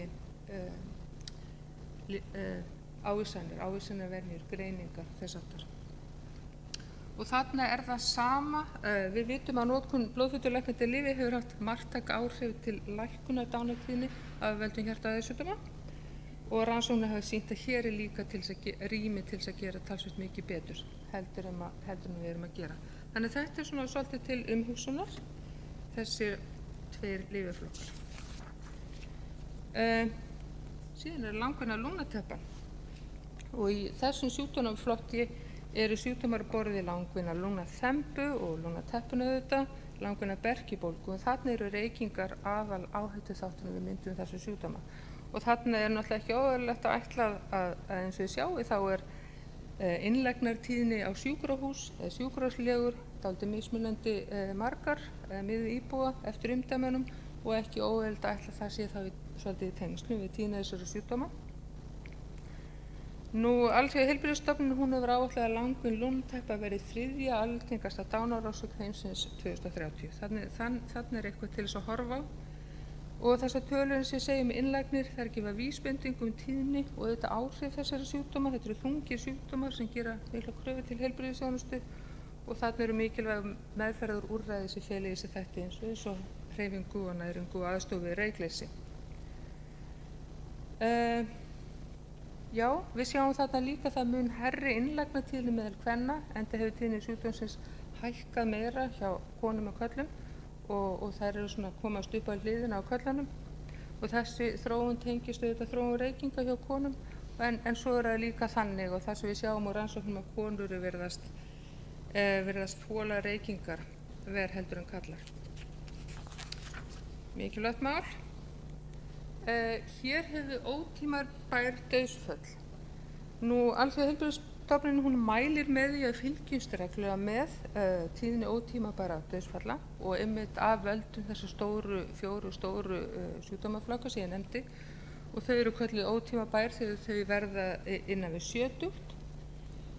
Og þetta eru hlutfallstölur, þetta er ekki aldurstaðlegar tölur eins og hef oft verið með áður, og gleymdi reyndar að nefna það áðan að við gerum það gjarnan að því að aldurssamsetningin er aðeins mismunandi milli umdæmanna og líka milli tímabila, þá aldurstölum við tölurnar til þess að reyna að draga úr mun á aldurssamsetningunni og taka þú út úr jöfnunni, en þessar tölur eru ekki þannig, það sýna einfaldlega hlutfall þeirra sem að deyja úr þessum sjúkdómum en á þessum aldri.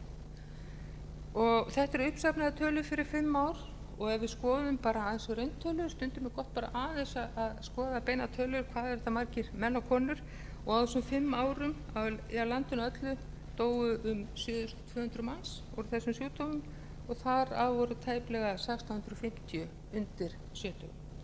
Þannig það er nú hópurinn sem við erum að tala um, og ef við horfum bara sérstaklega á Norðurlanda, því við erum stödd hérna, á þessum 5 árum þá dóu 178 á Norðurlandi undir 70 úr þessum sjúkdómum. En við vitum auðvitað, maður hugsaður þetta út af því að hvert líf er dýrmætt og hvert æviár er dýrmætt, þannig að maður vil kannski horfa það aðeins þannig líka. Við skulum fara yfir í forvarnirnar og byrjum þar á ungum börnum og sýklalyfjum. Sýklalyfjaónæmi er ein af stærstu heilbrigðisógnum heimsins í dag, samkvæmt skilgreiningu Alþjóðaheilbrigðisstofnunarinnar. Og það hefur verið sýnt fram á sterkt tengsl milli sýklalyfjaónæmis og mikillar sýklalyfjanotkunar í þjóðfélögum. Og hér hefur sýklalyfjanotkun dregist saman og sérstaklega hjá börnum undir 5 ára hér á landi. Og þetta er ein af aðgerðum að starfsáætlun embættisins fyrir árin 2017 og 2018 að vinna með læknum að bættri notkun sýklalyfja. En þið sjáið þarna að það er heilmikill munur á milli umdæma. Höfuðborgarsvæðið og Suðurnesin og Vesturlandi líka, þetta eru hæstu umdæmin en önnur umdæmi utan höfuðborgarsvæðisins eru lægri. Þannig að þarna eru ábyggilega ávísunarvenjur að spila inn í, ekki bara sjúkdómatíðni. Þannig að það er næsta víst. Skoðum aðeins bólusetningarnar. Og það er auðvitað mikilvægt að fylgjast reglulega með því hversu hátt hlutfall barna og fullorðinna sem sérstaklega barna fær almennar bólusetningar í samræmi við tilmæli landlæknis. Og ef skoðum bólusetningar barna 12 mánaða þá eru þetta ekkert svo óáþekkar tölur en Suðurland er eina umdæmi sem er marktækt undir. Það er marktækt undir þó þessi ekki sérstaklega mikill munur á prósentutölunum.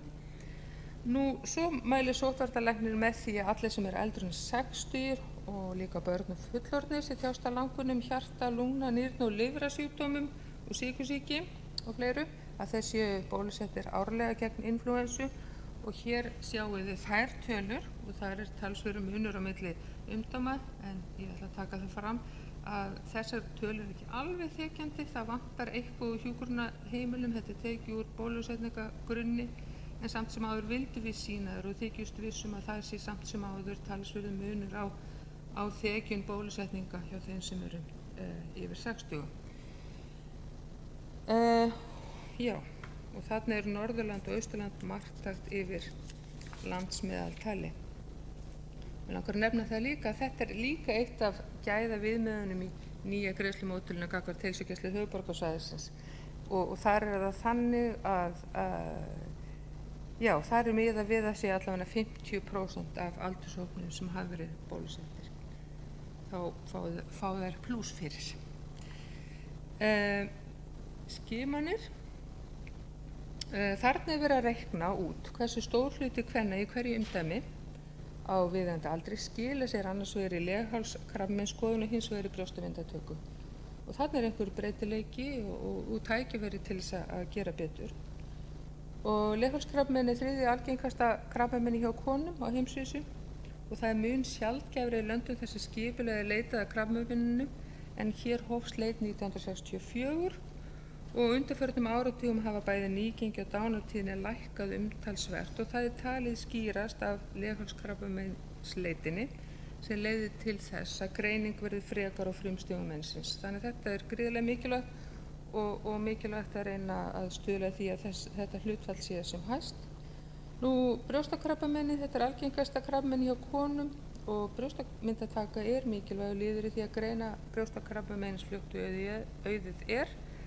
Það var byrjað að leita skipulega 1987 á Íslandi og þrátt fyrir aukningu í nýgengi hefur dánartíðni vegna brjóstakrabbameina breyst lítið og það er meðal annars talið byggjast á betri meðferð og fyrir greiningu þessara meina.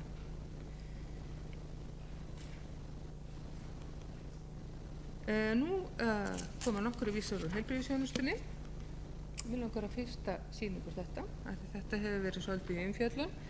Þetta eru liðskipta aðgerðir á mjöðm og þarna erum við bera saman 2 ár, annars vegar 2016 í fyrra og hins vegar tókum við 2013. Það er áður en öll verkföllin fór að dynja á, það hefur svo mikil áhrif á biðlistana, þannig vildum hafa þennan samanburð og þið sjáið að þessi aldursstaðlaða aðgerðatíðni, hún hefur hækkað á milli þessara ára og í öllum umdæmin aðeins mismikið. Þessar aðgerðir skipta sköpum fyrir líðan og lífsgæði þeirra sem á þurfa að halda og við vitum að tíðni þessara aðgerða hefur heldur lægri á Íslandi heldur en í meðaltal landanna í kringum okkur. Þannig að það var alveg fyrirséð að þurfti að bæta þarna í og það er líka fyrirséð aukning með hækkandi lífslíkum. Og þið vitið það líka, það verður löng bið eftir þessum aðgerðum á Íslandi nokkurt skeið og stór hluti sjúklinga bíður vel fram yfir þann viðmiðuna biðtími upp á 90 daga sem við höfum sett okkur. Þið sjáu þarna að Norðurland er með marktækt hærri aðgerðatíðni 2016 en önnur heilbrigðisumdæmi. Þetta kannski markast svolítið af því hvar aðgerðirnar eru gerðar. Það eru gerðar á 3 sjúkrahúsum á Landspítalanum á Akranesi og síðan hér og hvert sjúkrahús svona tekur mest af sínum kúnnum úr héraði. Þannig það skýrir það, náttúrulega bara gott fyrir Norðlendinga. Þeir eru kannski konir nær því sem við ættum að vera.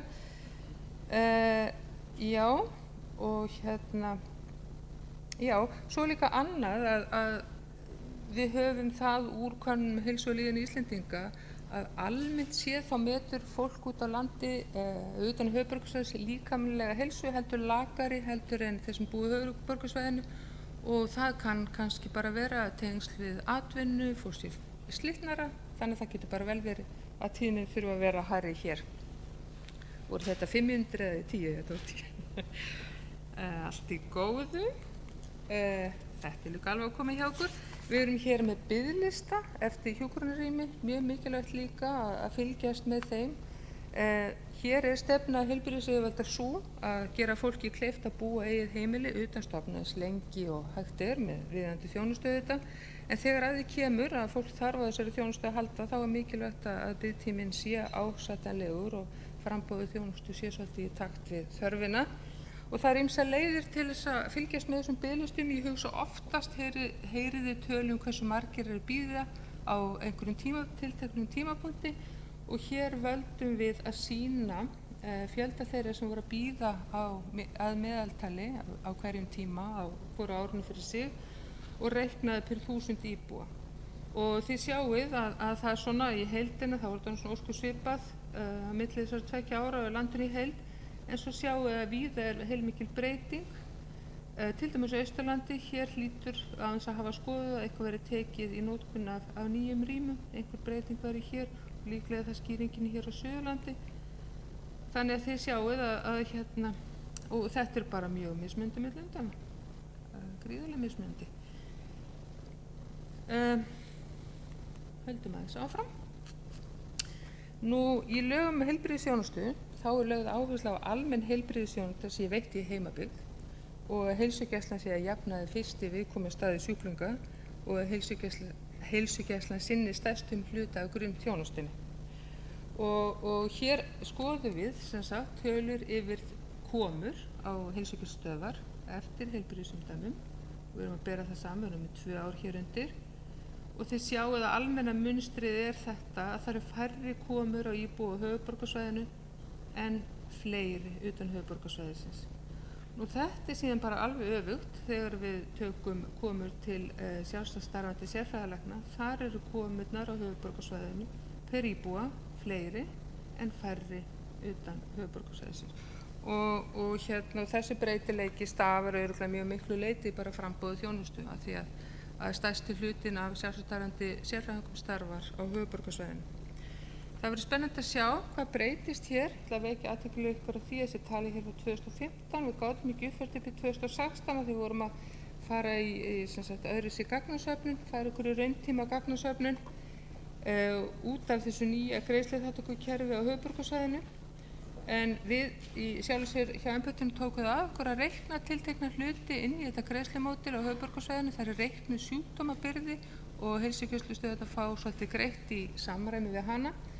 En þetta mun, þessi breyting á höfuðborgarsvæðinu mun áreiðanlega hækka, draga þessar súlur í þess áttina, veit ekki hversu langt sko, en hins vegar verður gaman að sjá hvort það hefur áhrif hér. Þannig við sjáum til með það. Þetta voru síðustu vísefni sem við erum að sýna ykkur og hvernig ætlum við að halda áfram.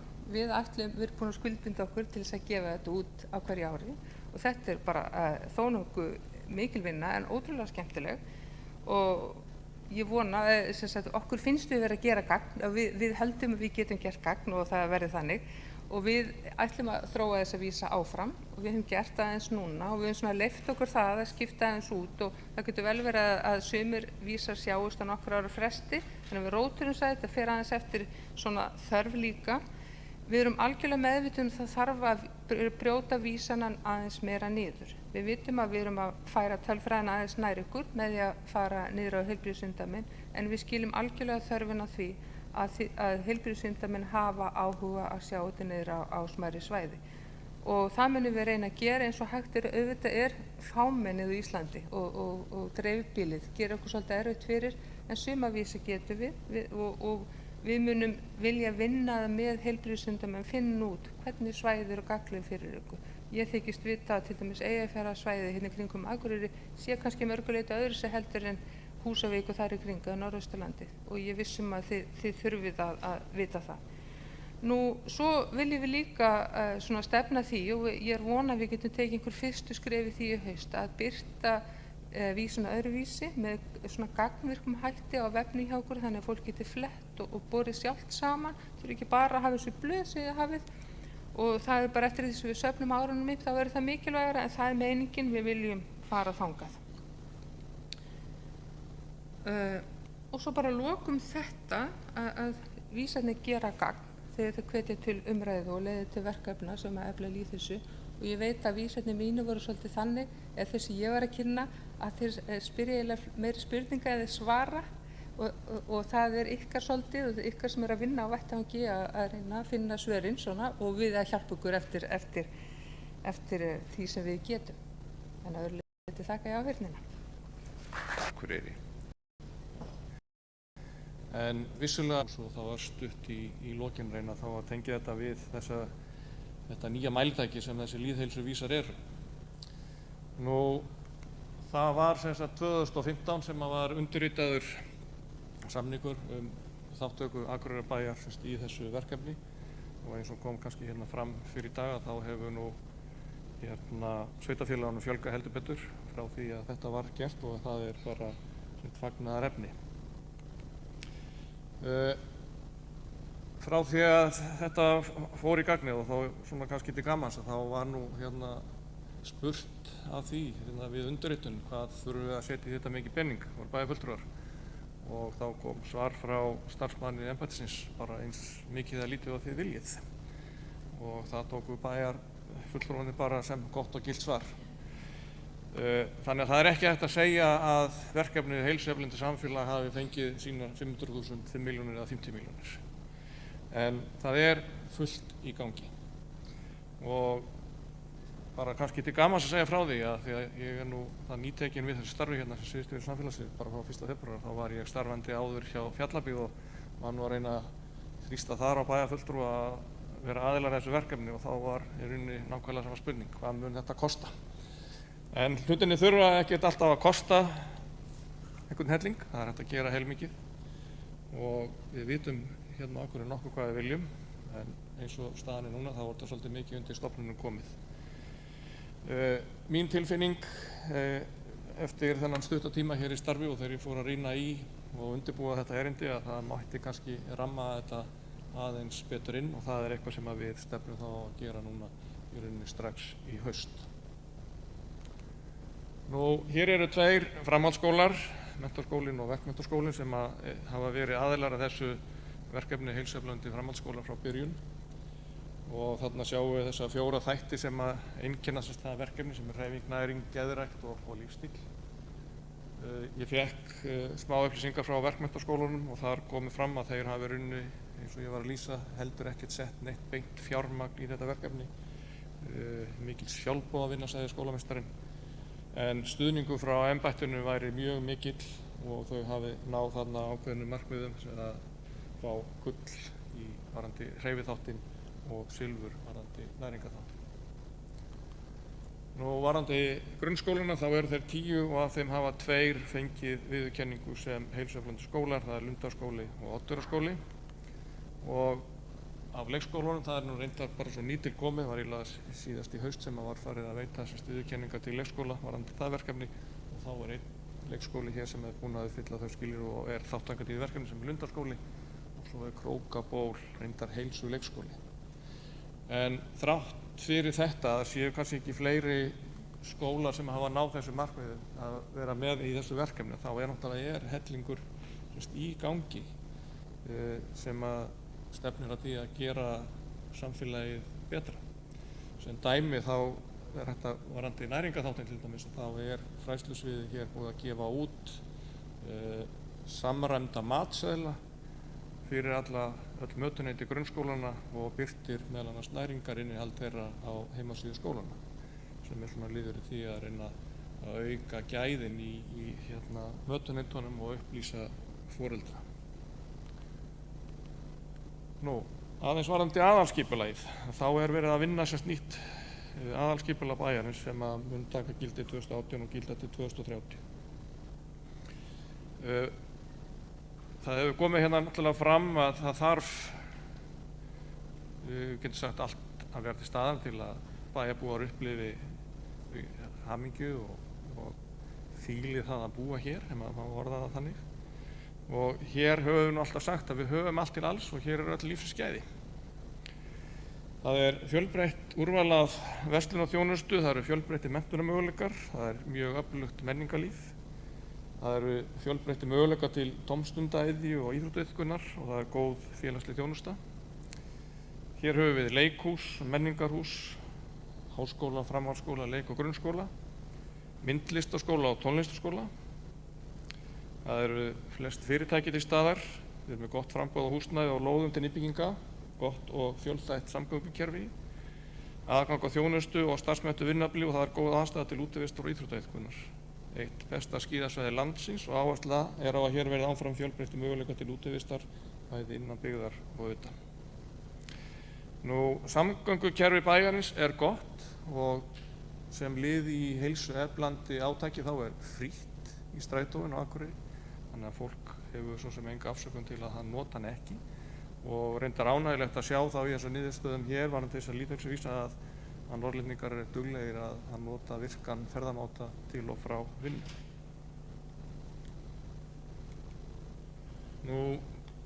Varðandi menningu og samfélagsþjónustu þá hér markmið í aðalskipulaginu að uppbygging mannvirkja, íþróttamannvirkja skal svara skilgreindum lágmarksþörfum íþróttafélaga, almennings og skóla. Síðan skal fyrir almennum útivistarsvæðum og nauðsynlegum leiksvæðum og boltavöllum fyrir leiki barna og unglinga og við íbúðahverfi bæjarins og einnig góðri aðstöðu til tómstundaiðkunar við skóla bæjarins. Þannig að hvað varðar skipulagið þá held ég að við séum að standa okkur bara nokkuð vel. Það mikið talað vegi, götur og stíga og þeim náttúrulega ætlað að tengja hverfi saman sem og nágranna sveitarfélagunum.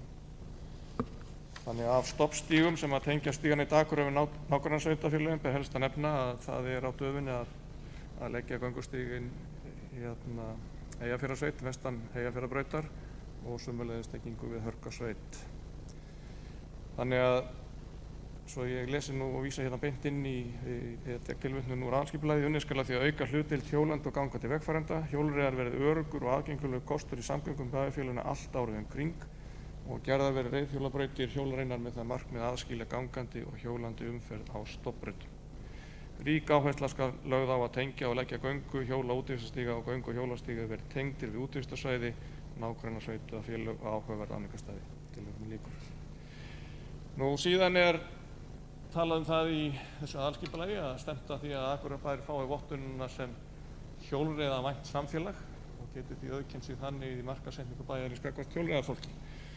Og við höfum í rauninni allt til lands. Ég náttúrulega hægt að hjóla á jafn sléttu inn sveitirnar og ef menn vilja halda sig á brekkunni þá gera menn það, en ef menn vilja fá meira út úr því þá hjóla menn bara hérna upp og niður gílið til að fá meira út úr hjólreiðatúrnum. En varðandi þetta þá náttúrulega lítur þetta svolítið að því að þessi stígur og annað sé í lagi og þarna þarf að huga að öryggisatriðum og öryggisþáttum líka til að geta fengið þessa vottun. Varðandi almenningssamgöngur örstutt aftur og þá hefur það náttúrulega að leiðarljósi að þjóna markvisst sem flestum íbúum bæjarins og auka þar í notkun. Akstur í greind við Háskólann og Akureyri íþróttamannvirki aukin verulega og sömuleiðis þjónusta við grunn- og framhaldsskóla og einnig verður leiðin að sjúkrahúsinu á Akureyri greiðari. Og þetta er eins og ég sagði áðan frítt. Það er ekki hægt að segja að Akureyri sé stefnulaust. Það eru fjölmargar stefnur sem hafa verið samþykktar í gegnum tíðina og ætla ég að nefna hérna nokkra þætti úr nokkrum þeirra sem að lúta að lýðheilsumálum og fyrst ber að nefna atvinnustefnuna sem var samþykkt 2014 og gildandi 2021 og þar stendur að samfélagið Akureyri verði í fararbroddi á sviði lýðheilsu, umhverfis og íþróttamála og byggja á góðri aðstöðu og metnaðarfullri þekkingu íbúa, stofnana og fyrirtækja. Aukin heilbrigðisvitund og lífsstílsbreytingar um allan heim hafa skapað tækifæri á fjölmörgum sviðum samfélagsins og innan sveitarfélags eru mjög góðar innviðir til frekari uppbyggingar á þessu sviði. Sveitarfélagið er þekkt fyrir öflugt íþróttastarf, í bænum er vetraríþróttamiðstöð auk fjölmargra íþrótta- og heilsutengdar mannvirkja sem nýskita til fjölbreyttar iðkunar íþróttagreina og heilsutengdar starfsemi. Heilbrigðisþjónustan er fjölbreytt með sjúkrahúsið á Akureyri sem kjölfestu og fyrir hendi er góð aðstaða og þekking á heilsutengdum þáttum. Sveitarfélagið stendur framarlega í umhverfismálum og er veruleg umhverfisvakning meðal fyrirtækja og íbúa. Markmið þegar orðin heilsueflandi samfélag myndar verði klasi hagsmunaaðalastefnu þegar að koma á fót öndvegissetri á Akureyri íþróttum, heilbrigðis- og lýðheilsumálum og mynda sérhefna á slíku sviðum og þarna horfum við til þess að ná góðu samstarfi við háskólann. Skipulag Akureyri taki mið af heilsusamlegu umhverfi og það er það sem er verið að vinna með nýju aðalskipulagi og sveitarfélagið verði þekkt fyrir metnað í umhverfismálum og sjálfbær nýtingu auðlinda og verði í fararbroddi á því sviði. Varðandi aðgerðir sem eru tilgreindar í atvinnustefnunni þá ber fyrst að nefna að sveitarfélagið taki tillit til sjónarmiða lýðheilsu við stjórnsýslulegar ákvarðanir. Kann að vera möguleikar að byggja upp sérhæft nám í íþróttafræðum, íþróttakennslu og tengdum greinum og það er nú þegar komið í gagnið. Sveitarfélaginu verði starfrækt rannsóknarmiðstöð sem sinni rannsóknum fyrir sem flestar heilsutengdar greinar í tengslu við sérhæft nám í íþróttafræðum, íþróttakennslu og tengdum greinum. Og þetta er samtal sem við eigum eftir að taka við háskólann og framhaldsskólana í þessu sambandi. Fleiri aðgerðir eru þarna tilgreindar. Framkvæmdaraðilar taki mið af markmiðum heilsueflandi samfélagi við uppbyggingu náttúru- og útivistarsvæða og samgöngumannvirkja og komið verið á samstarfi fagaðila og sveitarfélagsins við að leggja drög að uppbyggingu heilsusamlegs umhverfis í bænum og þá sérstaklega tilgreint með lagningu þessari göngu og hjólastíga sem það er verið að vinna að. Við höfum forvarnastefnu sem við reyndar erum að fara að endurskoða. Hún rann út fyrir 2 árum. Hún náttúrulega miðar að því að standa vörð hagsmuni barna og ungmenna og tryggja þar góð uppeldisskilyrði. En það er mikilvægt að líta á forvarnir í víðara samhengi og þar gegna foreldrar hlutverki í forvörnum og því mikilvægt að ná til þeirra og styðja þá í hlutverki sínu. Akureyrarbær styrkir og veitir börnum og ungmennum fjölbreytta þjónustu og kem ég kannski aðeins nánar inn á það hér síðar. En það er æskilegt að ná sem mestri samvinnu forvarnir og alla sem vinna með börnum og ungmennum og hér gildir hið forkveðna að það þarf heilt þorp til að ala upp barn. En til þess að forvarnir skili sem mestum árangri þar starfi að vera markvisst og faglegt og íbúar þurfa að vinna sem ein heild að framkvæmd forvarna. Þannig að Akureyrarbær vill efla vitund íbúa mikilvægi þess og hvetja þá til samstöðu og þátttöku með því að gera stefnuna sýnileg og það er eitthvað sem að verður náttúrulega gert og hér erum við að horfa líka til þess ef við förum á stað með þessa endurskoðun og forvarnastefnunni að hafa hana meira tengt þessum lýðheilsumálum og nýta þá þessa lýðheilsuvísa í því sambandi til að setja kannski skýrari markmið og aðgerðir heldur en að við kannski höfum gert. Kannski búin að nefna þetta, en leiðarljós forvarnastefnunnar sem er í gildi er að foreldrar gegni lykilhlutverki, jákvæð og sterk sjálfsmynd, virðing fyrir sjálfum sér og öðrum. Og hér er talað heilbrigða lífshætti og heilsueflandi samfélag og greiður aðgangur að íþrótta-, lista- og tómstundastarfi. Það skiptir miklu máli að hlúa vel að fjölskyldunni og það er viðurkennd staðreynd sem fjöldi rannsóknar hefur staðfest að þátttaka í íþrótta-, lista- og tómstundastarfi er mikilvægur þáttur í öllu forvarnastarfi.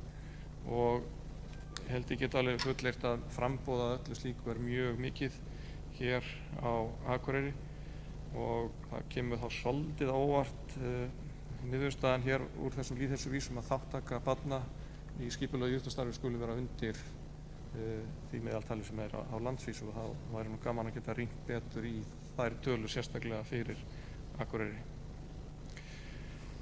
Það mikilvægt að starfið sem boðið upp á sé faglegt svo tryggja megi forvarnagildi, þannig að forvarnagildi þess skilir sér. Þátttaka í góðu frístundastarfi hefur afar jákvæð áhrif á tilveru barna og ungmenna og getur haft áhrif á lífsgæði til frambúðar eða til framtíðar. Við erum í vinnu við að endurskoða íþróttastefnuna og erum búin að vera með vinnufundi bæði fyrir íþróttahreyfinguna og svo í síðustu viku var íbúafundur akkúrat í þessum sal og svona kannski gaman að segja frá því að þar í umræðu á borðum var mikið rætt þetta lýðheilsusjónarmið og að það mætti tengja, eða íþróttahreyfingin mætti tengja sig meira við það í staðan þess að einblína eingöngu á afrekin. Svo verið að vinna að velferðarstefnu sem að hét hér fjölskyldustefna og hún verður vonandi lögð fyrir bæjarstjórn núna eftir sumarfrí eða í haust og vonandi samþykkt. Þannig að hér allavega framtíðarsýn í þessari stefnu sem verið að vinna að árið 2021 búa íbúar sveitarfélagsins við félagslegt öryggi og góð uppeldisskilyrði barna og ungmenna og þeim kleift að búa sér lengst í heimahúsum, stunda atvinnu og lifa sem eðlilegustu lífi. Og bæjarbúa hvatti til heilbrigðra lífshátta með öflugri fræðslu og forvörnum í öllum málaflokkum. Og þá kannski áhugavert að horfa hérna á aldurssamsetningu bæjarfélagsins og hvernig hún að breytast. Þessir litalausu ramma hér eru frá 98, konur og karlar og svo eru konur og karlar og hér sjáum við hvernig aldurssamsetningin hefur breyst á þessum árum og eldri borgurum að fjölga og allar svona tölfræðilegar upplýsingar ætti að nýtast vel fyrir þá vinnu sem í rauninni í gangi og mun halda áfram. Og þá bara örstutt, fannst þetta svo litrík og falleg mynd hjá Jón Hróa vinnu mínum hérna, að þetta náttúrulega þá bara þau svið sem munu vinna sem kannski mest við innleiðingu þessara nýju velferðarstefnu. Svo langar mig að segja hérna frá einu verkefni sem ber nafni Virkið, sem tekur mið á aldurshópnum 16 til 29 ára og starfandi í Rósenborg sem húsnæði sem félagsmiðstöðvarnar starfa í. Þetta sem sagt að ræða samstarfsverkefni 12 stofnana sem sameinast þetta verkefni og það að veita allar einhvers konar þjónustu við þennan viðkvæma og verðmæta aldurshóp.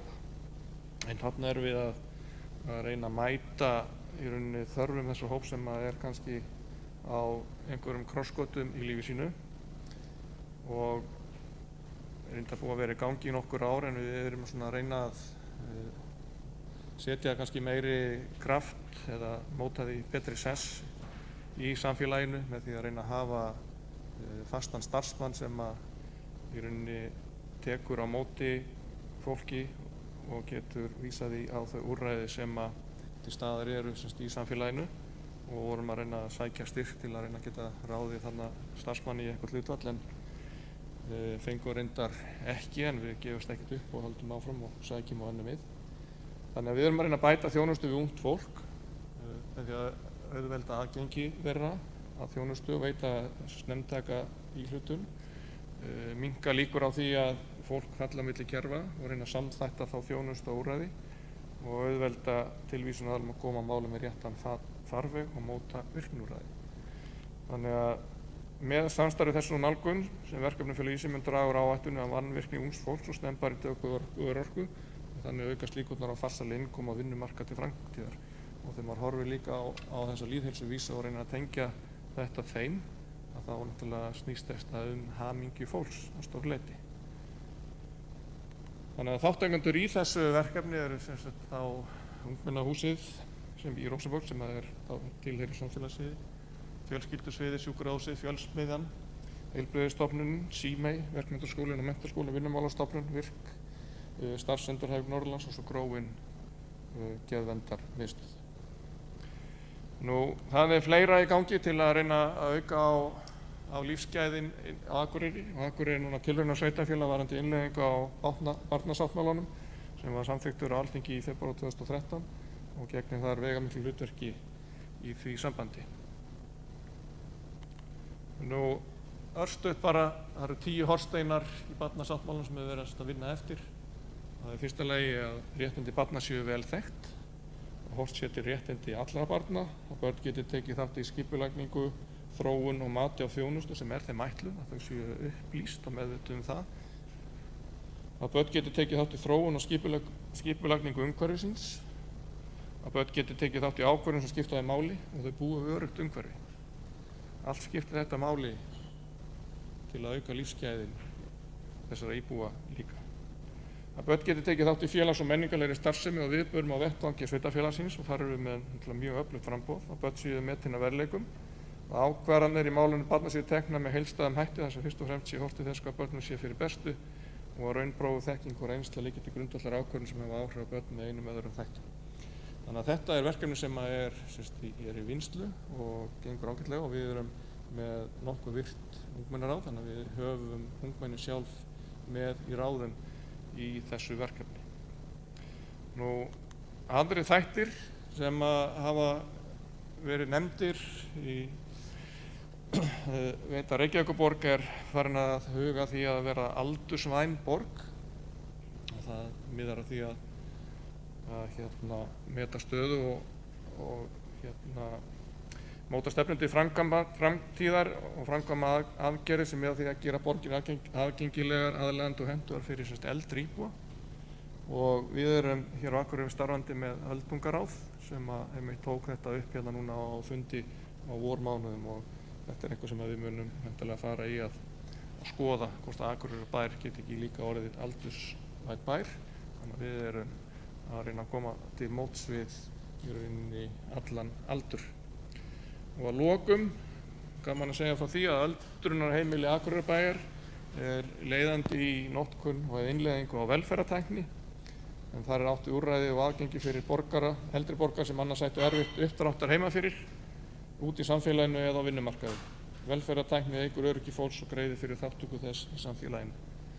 Þannig að þó að ég hafi sagt hér í upphafi að það væri ekki settir einhverjir krónur og aurar að auka sundlagið Akureyri. Þetta náttúrulega eftirlit með ákveðnum gæðum. Við náttúrulega viljum gera þetta vel og eftir því sem við náttúrulega skorum betur á þessu lýðheilsuvísum því betur okkur væntanlega að ganga. Þannig að þetta bæði kröfur gæði og innihald. Ég láti þessu lokið. Ekki á góðan tíma. Þetta er ekkert að segja. Fínt, og bara þakka þér fyrir.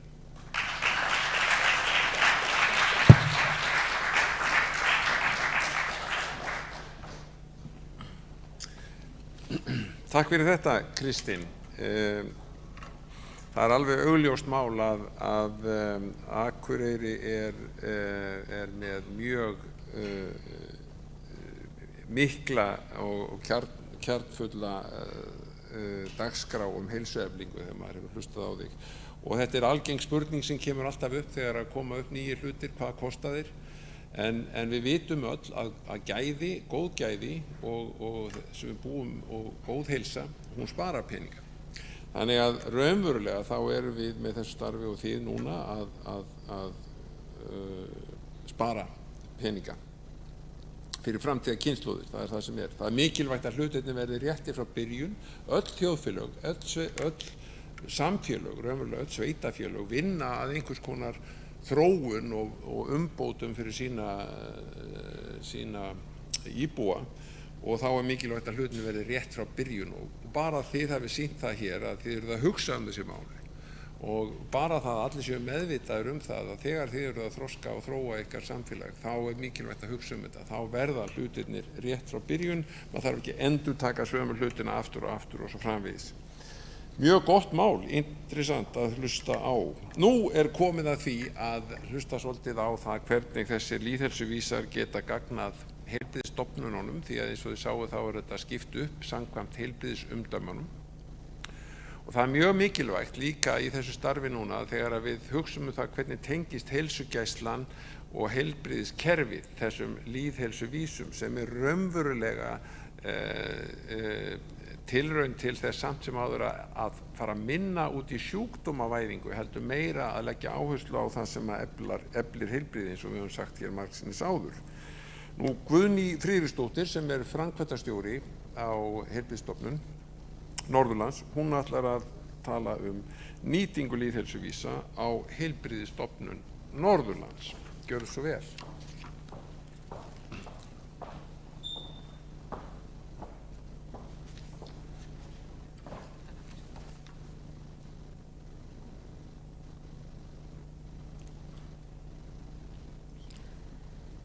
Já, komið sæl og takk fyrir að bjóða mér að vera með erindi hérna. En ég heiti Guðný Friðriksdóttir og framkvæmdastjóri hjúkrunar á HSN og ég hef gegnt því starfi frá áramótunum 2015 þegar sameiningin var. En ég fór sem sagt á kynninguna í Reykjavík fyrir ári þegar fyrstu lýðheilsuvísarnir voru kynntir og ég sat þarna og horfði og hugsaði bara hvað þetta væri rosalega flott vinna sem væri verið að vinna þarna og þetta væri svona mjög þarfar upplýsingar bæði fyrir heilbrigðisstofnanir og sveitarfélög og svo líka bara fyrir heilbrigðisyfirvöld fyrir landið allt. Og ég fekk svo fyrir þennan fund drög að nýjum lýðheilsuvísum og sá að þeir voru ekki alveg þeir sömu og í fyrra en ég man að í fyrra þá slóði mig aðeins og vakti athygli mína að við á Norðurlandinu, við vorum að meta líkamlega heilsu okkar verr heldur en landið og við vorum stressaðri en meðaltalið og við vorum líka þyngri, ekki marktækt þyngri en við vorum þyngri og við vorum líka að nota meira sykursýkislyfjum, marktækt, en landið.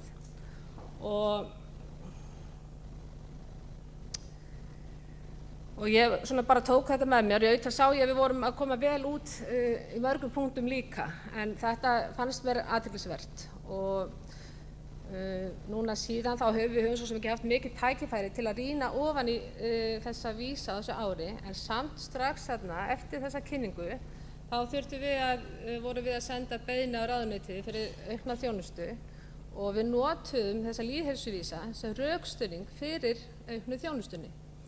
Og við báðum meðal annars aukna sálfræðinga og ég veit ekki hvort það var út af þessum rökstuðningi eða ekki, en við fengum fleiri sálfræðinga og við báðum líka peninga í lífsstílsteymi og næringaráðgjafa og við fengum næringaráðgjafan og núna það þannig að það næringaráðgjafi á öllum, eða það hægt að vísa á næringaráðgjafa á öllum heilsugæslum á Norðurlandi í staðinn fyrir bara Húsavík áður.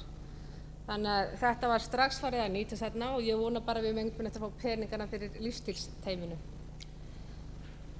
En mig langar að nota tækifæri sem ég hef hér í dag til að segja ykkur frá HSN, þessari nýju sameinuðu stofnun og hvernig við höfum byggt hana upp.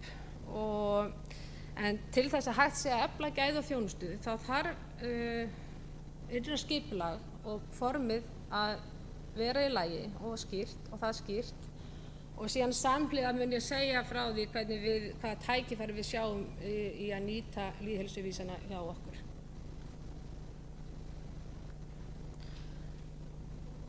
En þetta svæði Heilbrigðisstofnunar Norðurlands og það nær allt frá Blönduósi til Þórshafnar og þarna eru 400 kílómetrar á milli og sem betur fer það náðum við að innleiða mjög fljótt Skype for Business tæknina því að með henni að þá getum við verið á öllum þessum starfsstöðum og fundað inn á sama fundi og verið með sama skjalið og þetta hefur bara sparað ómældan tíma í akstri og bara aukið samstarfið. Það hérna bara eitt orð það að segja. Og við erum að þjónusta 35.000 manns og stofnunin veltir 5,4 milljörðum á árinu 2017 og við erum fjórða stærsta heilbrigðisstofnun landsins. Og við erum með yfir 520 starfsmenn og þar af 21 sjúkrarými og 128 hjúkrunardvalarrými og svo erum við líka að reka Hvamm á Húsavík. Þannig í heildina þá erum við með 190 rými hjá okkur og svo sjálfsögðu allar heilsugæslurnar. En þetta eru myndir af þessum 6 starfsstöðum, megin starfsstöðum sem voru samanir í eina og ég veit ekki til þess að það hafi verið mikið samráð þarna á milli en hver og ein þessara starfsstöða var með sinn eigin forstjóra, framkvæmdastjóra lækninga og hjúkrunar. Þannig okkar verkefni var að byggja upp þessa stofnun og gera hana að einni. Og þetta svona listi við þess hvað við höfum gert og til að byggja stofnun upp og gera hana einni og eins og við sjáum þá þurfti að endurskipuleggja bara allt bókhald og það þurfti að skipa í nefndir og ráð sem voru samkvæmt skipulagi og svo líka bara samkvæmt lögum, ákveða hvað það er að gera og koma þeim í virkni. Það voru ýmsir starfshópar stofnaðir og faghópar sem ég ætla að segja ykkur betur frá og eftir. Upplýsingakerfi allra eininga HSN var sameinað í eitt og það er áfram áhersla á að byggja þau upp og við erum búin að setja fram ytri vefsíðu okkar og innri síðu og Facebook síður, allt til að líka koma upplýsingum frá okkur og miðla. Við erum að byggja upp gæðakerfi, við erum að gera gæðahandbók í SharePoint kerfi og síðan höfum við farið í stefnumótunarvinnu. Við erum semst að klára núna, búin að vera í því í raun og veru 1,5 ár í stefnumótunarvinnu og núna er bæklingurinn komin í vinnslu og þessi stefnumótunarvinna verður kynnt á ársfundi í haust en ég ætla samt aðeins að sýna ykkur aðeins frá henni en það var þessi starfsfólk, allt starfsfólk á stofnunum gat tekið þátt í stefnumótunarvinnunni og síðan voru það stjórnendur sem unnu áfram stefnumótunina og þetta eru gildin okkar, fagmennska, samvinna og virðing og svo eru þetta skilgreiningar á bakvið hvað þýðir hvað. Og síðan settum við hlutverk og framtíðarsýn og við settum drifkrafta og svo höfum við sett lykilaðgerðir og árangursvísa fram og það mun allt koma fram í þessum bæklingi. En mér langaði að sýna ykkur hérna hlutverkið, mér finnst að vera dálítið svona þetta hlutverk sem við hefum sett okkur, vera svolítið í anda heilsueflandi samfélags en það er að Heilbrigðisstofnun Norðurlands stuðlar að bættu heilbrigði íbúanna með því að veita samfellda, heildstæða og aðgengilega heilbrigðisþjónustu. Og við hefum sett svona þessa framtíðarsýn, við erum aðeins framsæknari þar. Við viljum Heilbrigðisstofnun Norðurlands er framsækin stofnun sem leggur áherslu að vera í fararbroddi heilbrigðisþjónustu og heilbrigðismenntunar í dreifbýli.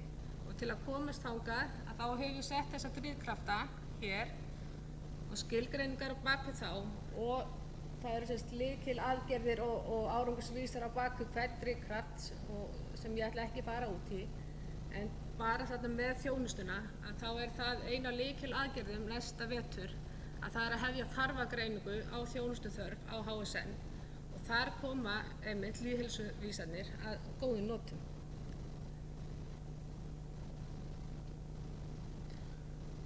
Við erum með stofnað þessa faghópa því einn af tilganginum með sameiningunni það var að efla þetta faglega og styrkja það og þessi hópar þeir hafa það hlutverk að hafa faglegt samráð og hafa umstjón við innleiðingum og nýjungum og svona skoða hvernig við getum bætt þjónustuna og bætt okkur og í þessum hópum eru aðilar frá öllum starfsstöðum stofnunarinnar og til dæmis bara eins og í mæðravernd þá eru allar 10 ljósmæðurnar sem eru að vinna HSN í þessum faghópi og ég veit að þetta er mikil styrkur fyrir þær sem eru til dæmis á minni stöðunum.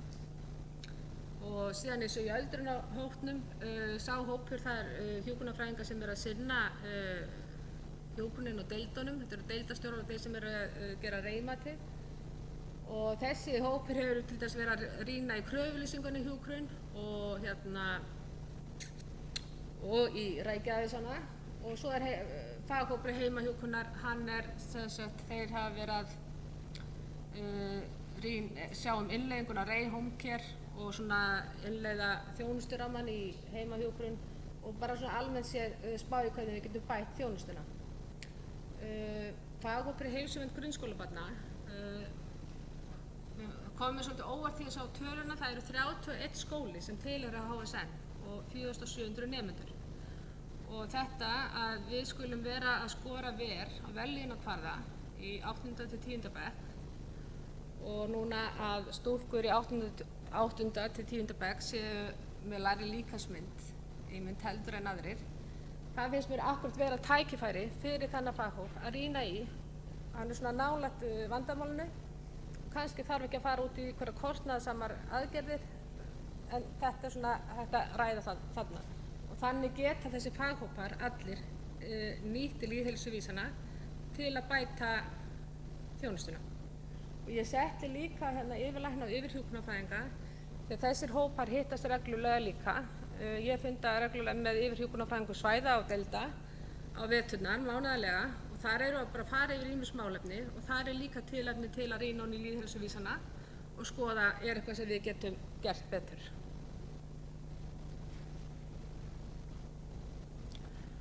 Þetta eru ný verkefni sem við höfum farið í á árunum 2015 til 2017 og mér langar aðeins að hlaupa yfir þau en við byrjum að svara í 1700 númerið á daginn, eða það sem kallað er læknavaktasíminn. Við erum undir verktakar þar og læknavaktin er þá yfir verktaki. En þessi sími virkar þannig að ef þú hringir í 1700 þá svarar hjúkrunarfræðingur og hann annaðhvort leysir úr þínu erindi, vísar þér áfram hvert þú átt að leita í heilbrigðiskerfinu eða gefur þér samband við lækni. Og ég veit að þetta hefur létt til dæmis mikið á læknum hérna á landsbyggðinni. Það er ekki verið að hringja til dæmis seint á kvöldin og biðja um lyfjaendurnýjun. Þannig að fólk hefur verið mjög ánægt með þannig síma en það þarf samt að kynna hann betur upp, við vitum að því og þróa hann áfram. Við höfum fengið hérna, fjölgun á hjúkrunarrýmum 6 og ég sé bara með lýðheilsuvísina þá þurfum við eiginlega að herja á að fá ennþá fleiri hjúkrunarrými þar sem við erum með meðaltali 11,9 en landið 7, eitthvað. Þannig þar getum við notað lýðheilsuvísana og síðan höfum við verið að efla heimahjúkrun talsvert. Við höfum eldana þar sem þess þurft á daginn og síðan núna er heimahjúkrun alls staðar í boði helgar á þessum stærri stöðum. Við erum búin að efla hana mikið hérna á Akureyri. Núna eru hjúkrunarfræðingar öll kvöld. Þeir voru áður bara 4 kvöld. Núna eru þeir öll kvöld og eru líka búin að styrkja hjúkrunar og sjúkraliðamönnun á morgnana helgar. Þannig að heimahjúkrun á Akureyri þetta er ekki lengur flöskuháls í því að hægt sé að útskrifa af sjúkrahúsinu heim. Við fengum síðan hérna námsstöður í heilsugæsluhjúkrun og ég er mjög ánægð með það. Held að það eigi bara eftir að efla gæðin í hérna heilsugæslunni. Við höfum innleitt hreyfiseðla eins og aðrir. Við fengum hlutfall næringarráðgjafa og hlutfall iðjuþjálfa og við erum búin að auka sálfræðiþjónustu og hún er öll í endurskipulagningu og það er Pétur Mokk yfirsálfræðingur sem sér þá endurskipulagningu í samvinnu við Örn, framkvæmdastjóra lækninga og höfum fengið líka auknar sérnámsstöðu lækna og svo er hérna hjúkrunarmóttökan Akureyri, hún hefur verið efld mjög mikið og við erum búin að bæta við 1,4 stöðugildi þar og það er til að bæta aðgengi að þjónustu og núna er það þannig, hún er sko reyndar opin allan daginn en frá 8 til 10 þá þarf ekki að panta þér tíma. Hann getur komið til hjúkrunarfræðings og ef hann ræður ekki við erindið að þá vísar hann þig áfram til læknis og það eru 40% erinda sem er vísað áfram.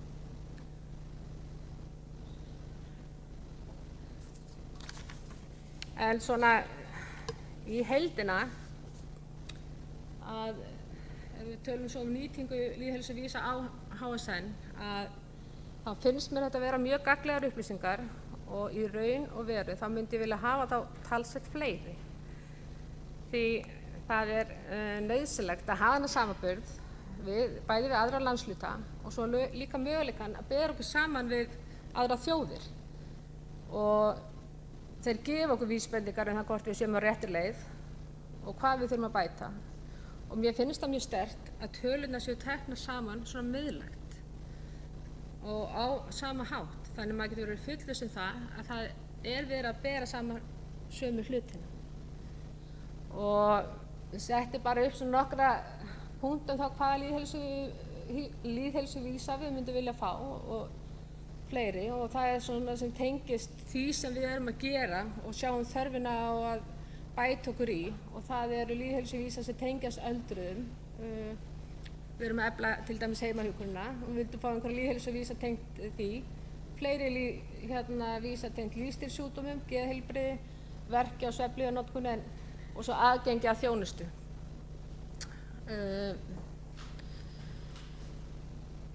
Lýðheilsuvísarnir munu svo gagnast okkur vel í þarfagreiningu á þjónustu, og það væri gaman að sjá þá meira niður á staði eins og þú nefndir áðan, og þeir munu nýtast við ákvörðun og þróun af þjónustu eins og þetta með næringarráðgjafann, og þeir nýtast faghópum, nefndum og ráðum þegar rýnt er að þjónustuna og skoða hvað þörfin og hvað getum við bætt okkur í.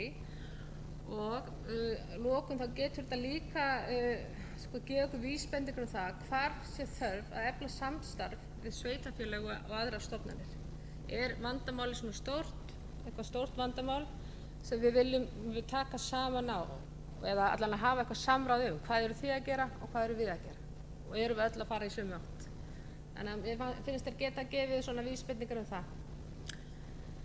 En að lokum þá langar mér bara að óska embættinu til hamingju með þessa flottu vinnu, og ég hlakka til að sjá hvernig þetta þróast áfram.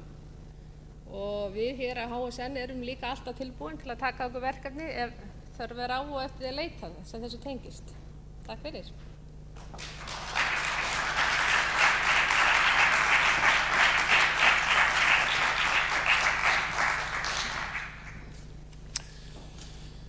Takk fyrir þetta, Guðný.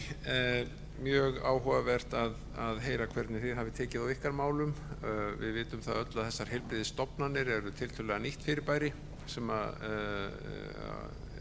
sem hefur verið gífurlegt starf að tengja saman fjöldan allan af heilbrigðisstofnunum, og ég get alveg sagt að við erum nýbúin að vera hér í heimsókn á Norðurlandi og bara getum staðfest að það er mjög fín vinna sem þið hafa verið að gera. Svo til hamingju með það, en heyrðu, nú er komið að því sem að við erum aðeins á undan áætlun, en það er allt í lagi vegna þess að það er komið tími til þess að opna pallborðið, og ég held ég að þetta bara gera það þannig að við fáum hingað alla sem hafa flutt fram hér erindi, og svo er komin til okkar Eydís Kristín líka, þú ert þarna, Sveinbjarnardóttir, og þú ert forseti heilbrigðisvísindasviðs Háskólans á Akureyri, er það ekki? Og þú ert líka hjartanlega velkomin í þetta pallborð, og ég vil ekki bara koma hingað upp, verið ekki svona óvær, og ég ætla bara að vera hér, þannig að það á að vera sæti fyrir ykkur öll, og meiningin er að við getum nú að þið öll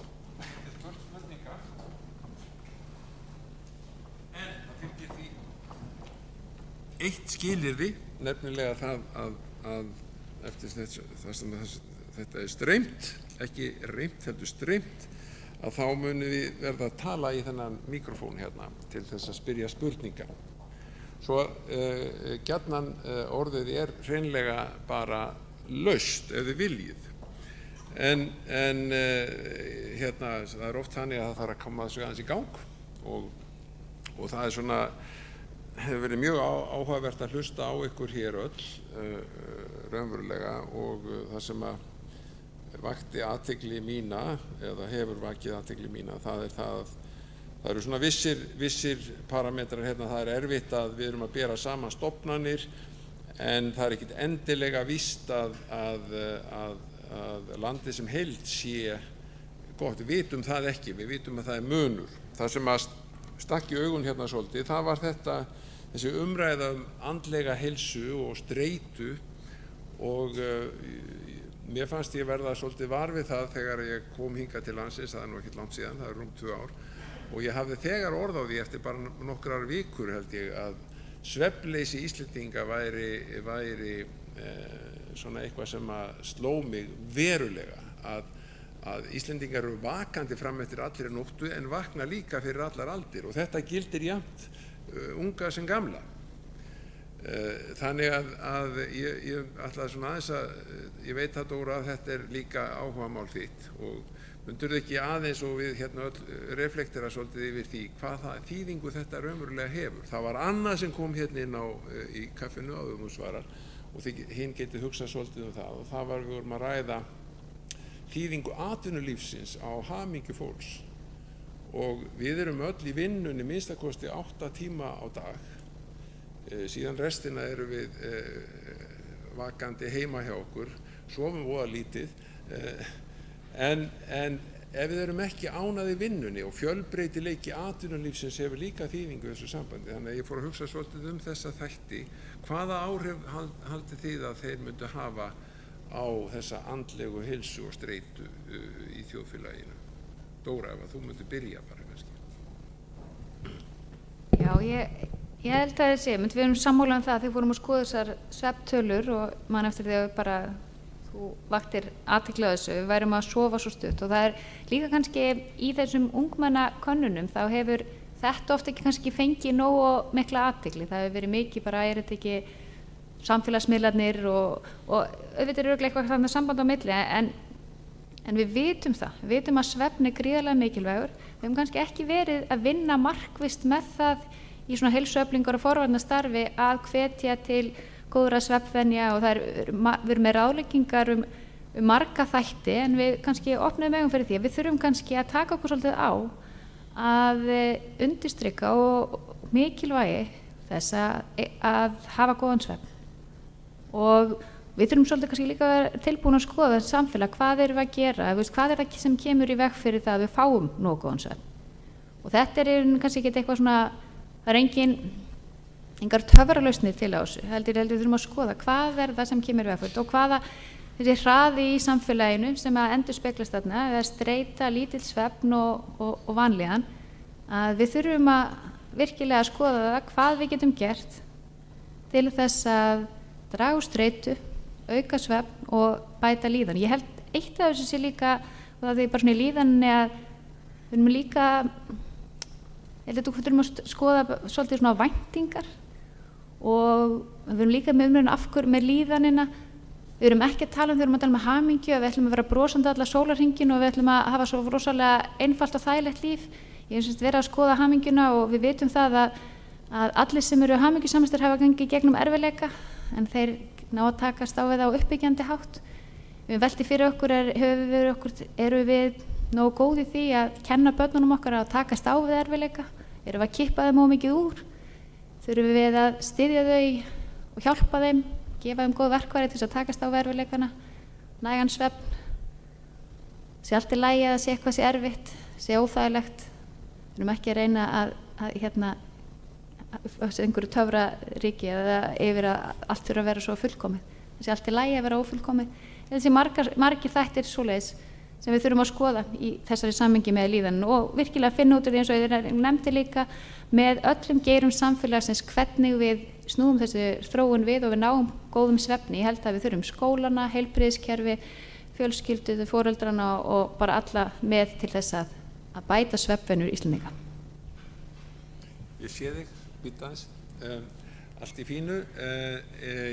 Þetta er náttúrulega mikill hluti í því sem við erum að kalla heilsueflandi samfélag og svo framvegis, og það er svolítið svona interessant, Kristín, það er hvað getur bæjarfélagi gert í svona málum? Já, með bara mikilli fræðslu, og eins og ég kannski kom inn á hérna áðan að það var náttúrulega mjög mikilvægt hvað var það þennan þátt allavega að fá foreldrana í lið með okkur, og ég held að það skipti miklu sköpum. Gaman kannski að segja frá einu verkefni sem við í rauninni kláruðum hérna núna í haust, að við gáum út svona segla skjátíma. En eins og við vitum að þá náttúrulega er það orðið svolítið mikið vandamál hjá börnum og úlingum hvað þau eru að eyða miklu tímum með snjallsímana sína eða tölvurnar, og það er svona liður í því að reyna að vekja foreldra til umhugsunar að það er svona einhver ákveðin mörk eða viðmið sem það þarf að horfa til að meðal annars börnin nái nægum svefni. Það eru nokkra spurningar, er fleiri hér sem vilja kommentera bara þetta, gjör svo vel? Já, mér langaði nú bara því að ég kom frekar seint að óska ykkur til hamingju með þessa vinnu. Bara mjög flott vinna og ég fór í þessa lýðheilsuvísa og skoðaði það og skoðaði náttúrulega sérstaklega Norðurlandið og höfuðborgarsvæðið og landið allt svona var að bera þetta saman. Og þetta vekur upp eins og kom fram hjá henni Sigríði að þetta vekur upp mjög margar spurningar og kannski ætti að vera og mér fannst kannski vanta hjá Guðni að hún gæti átt meira samstarf við háskólann til þess að reyna að fá þá einhver svör að vera hægt að gera einhver tilraunaverkefni eða rannsóknir til þess að vera með einhver inngrip og próf eitthvað og við getum unnið saman með faghópunum. En varðandi svefn og hvíld að þá eru læknar að gefa út hreyfiseðla sem er mjög fínt. Svo var ég í lokaverkefni hjá iðjuþjálfum núna í vor og þær vildu fara að gefa út iðjuseðla sem þýddi þáttaka og virkni í samfélaginu. En þá dettur mér í hug sem hjúkrunarfræðingur og geðhjúkrunarfræðingur og eitt af því sem hann lærði mér vel í grunnnámi var einmitt svefn og hvíld og fannst það kannski ekkert rosalega merkilegt af því að það væri ekkert svona einhver sértæk þekking varðandi það. En mér dettur í hug að hjúkrunarfræðingar gæfu út hvíldar og svefnseðla til þess einhvern veginn að vera með inngrip því að hjúkrunarfræðingar eru sá starfshópur sem er stærstur í Íslandi og hann er að vinna allstaðar og hann er að vinna mjög mikið í heilsugæslunni og þetta er bara svona hugmynd sem að hægt væri að gera verkefni svona til þess að koma inn á þetta. Takk fyrir það, Eydís. Ég er algjörlega sammála þér og við höfum mikið rætt þetta hjá embættinu í sjálfu sér alla þessa lifnaðarhætti og hreyfiseðla meðal annars og alls konar seðla en líka þessa lífstílsmóttökur sem að voru á einstaka stað. Ég veit að þær voru kannski eftir kreppu að einhverju leyti lagðar niður líka vegna þess að maður sparaði pening á því en ég held að það sé eitthvað sem við gætum hugsað okkur að tengja þessu við heilsugæsluna og þessa lífstílsmóttökur á einhverju leyti þannig að við þyrftum kannski ekki að sjúkdómavæða þær of mikið en þetta er svona hlutur sem við erum að ræða og mjög áhugavert. En það eru komnar hér 2 spurningar út úr 3 núna utan að bæ.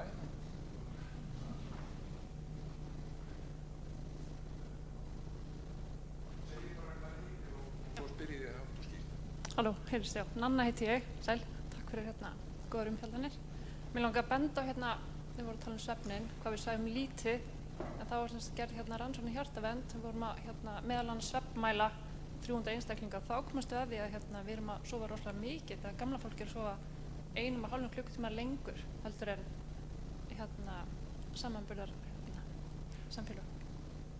Þannig að við greinilega sofum, við sofum ekkert til ung og svo bara sofum út í 1 þegar við komin yfir áttrætt. Þannig ég vildi bara benda á þetta. Takk. Interessant. Takk fyrir það. Einhver sem vil kommentera slíkt eða bara allt í góðu? Tökum við næstu. Já, komið sæl. Takk fyrir þetta. Ég kom allt og seint, þannig að það getur vel verið að spurninginni hafi verið svaraður en ég kom, en held samt ekki. Það sem ég er að velta fyrir mér, ég er sem sagt bæjarfulltrúi á Akureyri, heitir Sólu Björk, og ég er að velta fyrir mér þessu sem að Kristín var að koma inn á með við spyrjum alltaf á hvað kostar þetta og þú spyr og hvað er þið að gera í svefnmálunum. Ég velti fyrir mér, væri ekki sniðugt og er kannski verið að vinna það að setja saman einhvern svona pakka fyrir sveitafélög, það er að segja það sem er hægt að leita í einhvern svona þekkingabrunn. Hvað getum við gert og við getum þá kostnað með til það sjálf eða væri hægt að kostnað með það einhverju leyti. En allavega held ég einhver svona aðstoð við þannig að maður geti forgangsraðað aðgerðum væri mjög hjálpleg og væri raun og veru mjög gott að vinna fyrir utan bæjarkerfi þar sem við erum einmitt alltaf bara að hugsa ekki bara en hugsa mjög mikið um peninga. En svo fór ég að velta fyrir mér líka í sambandi við svefnin varðandi klukkuna, oft verið að tala að breyta klukkunni og hvaða máli skiptir það, ég ætla bara að tilkynna það ég er B-manneskja sem á mjög erfitt með að sofna Ég var til dæmis í fullu stuði klukkan 1 í nótt að þrífa bara heima hjá mér því að þá ég í stuði. En það breytir því ekki að ég þarf að vakna kannski á morgnana til að gera eitthvað. Ég velti fyrir mér, það eitthvað sem þið hafið skoðað, hvernig þetta tengist? Takk. Þetta hljómar eins og spurning fyrir Dóru, ekki? Já, ég ætla bara strax, bara svona þarna varðandi svefnin, þá náttúrulega hafa verið líka úlingakannanir gerðar þar sem er ekki bara verið að spurja með spurningum heldur, úlingarnir eru greinilega og svo lítið, þannig að gamla fólki, en það er líka að tala um það að maður þurfa að ná upp svefninum, kannski er þetta bara það, en þetta er kannski fullseint ef við okkur líður ekki nógu vel. En það er þannig að hamingja eykst með aldri hér, það er kannski þess vegna elsti hópurinn er hamingjusamastur, það er kannski út af svefninum. En varðandi svefnin, við höfum það sem við verið að gera, við höfum verið að vinna svona ráðleggingarinnleggjum á síður sem heitir heilsuhegðun.is og vilja vinna það líka með heilsugæslunni. Það er bara áhugavert líka að sjá hvernig við getum unnið með sveitarfélögum. Við erum að vinna líka námsefni varðandi svefnin sem fyrir skólana. Þannig að það mun alltaf að koma inn hjá sveitarfélögunum. Við höfum verið með vinnustofu og vorum með vinnustofu einmitt höfum haldið í öllum heilbrigðisumdæmunum vinnustofur með sveitarfélögum, vorum á Akureyri, þar sem höfum verið að skoða svolítið og skoða þessa nýju áskorun varðandi svefnleysi ungmenna og hvernig við getum unnið með það, eins og ég segi, á sama hátt, hvernig við getum komið sama módul við notum til að draga úr úlingadrykkju. Og við verðum svolítið að skoða hvað getur ríkið gert, hvað geta sveitarfélög gert, hvað geta skólarnir líka undir þeim gert, foreldrarnir og svo börnin sjálf, og bara ýmsar tillögur verið komið fram og eitthvað sem við þurfum að vinna áfram, bara góð hugmynd líka að vinna þetta einmitt og setja upp bara svolítið svona góða ráðleggingar og leiðbeiningar og einhvern veginn svo segja kannski bara pakka, en svo náttúrulega má ekki gera þetta, það þarf líka hver og einn ekki finna, það þarf hver og einn að setja saman í sínu samfélagi og varðandi lífstílsmóttökur, þá hefum við koma fram á þessar vinnustöður sem vorum á Akureyri að hugmyndir á Húsavík að kalla þetta heilsueflandi móttökur í heilsugæslunni sem væru með ráðleggingar varðandi alla þessa þætti, hreyfingu, næringu, svefn og áfengis- og tóbaksnotkun. Þannig að við vonumst bara til þess að þær koma á sem fyrst og við vitum að það er mikill vilji fyrir því bæði meðal starfsfólk heilsugæslu landið og við erum bara verið að ræða þetta. Þannig að þetta svona kemur ýmsum þáttum og bara mikilvægt að huga þessu.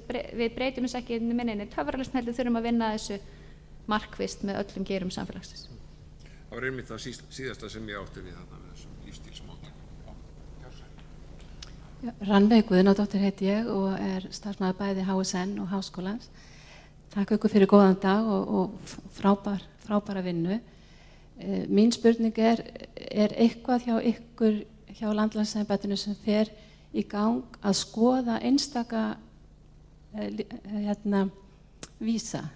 Þegar þið sjáið niðurstöðurnar, er einhver vinna sem fer í gang virkilega að skoða einstaka vísa? Eydís kom aðeins inn á eina tillögu varðandi hvernig hægt var að vinna með vísana hjá einstökum stofnunum og stöðum, en takk fyrir. Kannski Sigríður? Já, ég skal reyna að svara því og Dóra getur þá bætt við þegar hún vill. Jú, auðvitað skoðum við vísana líka og þeir eru okkur til leiðbeiningar í okkar starfi. Þeir hafa áhrif á hvernig við forgangsröðum verkefnum, bæði vinnu varðandi áhrifaþætti heilbrigðis en líka varðandi margt annað. Við erum með alls konar aðgerðir á okkar starfsáætlum. Við ætlum til dæmis að fókusera svolítið mikið á lyfjanotkun og þess vegna er gott að reikna þessa vísa núna niður á gagnvart lyfjanotkun sem eru með nokkuð marga. Þannig að vissulega þá hefur þetta áhrif á okkar starf og það hvernig við vinnum.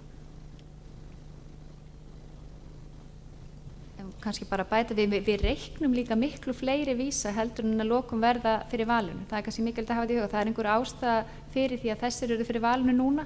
Stundum eru það áhrif hvaða gögn við höfum og annað en við skoðum þetta ekki inn af tilviljun. Það er sérstök ástæða fyrir því og við reynum líka að skoða sérstaklega hvernig ef það er eitthvað sem kemur á óvart eða einhver stóra áskorun að reyna að miðla því þannig að það sé hægt að vinna með þann þátt.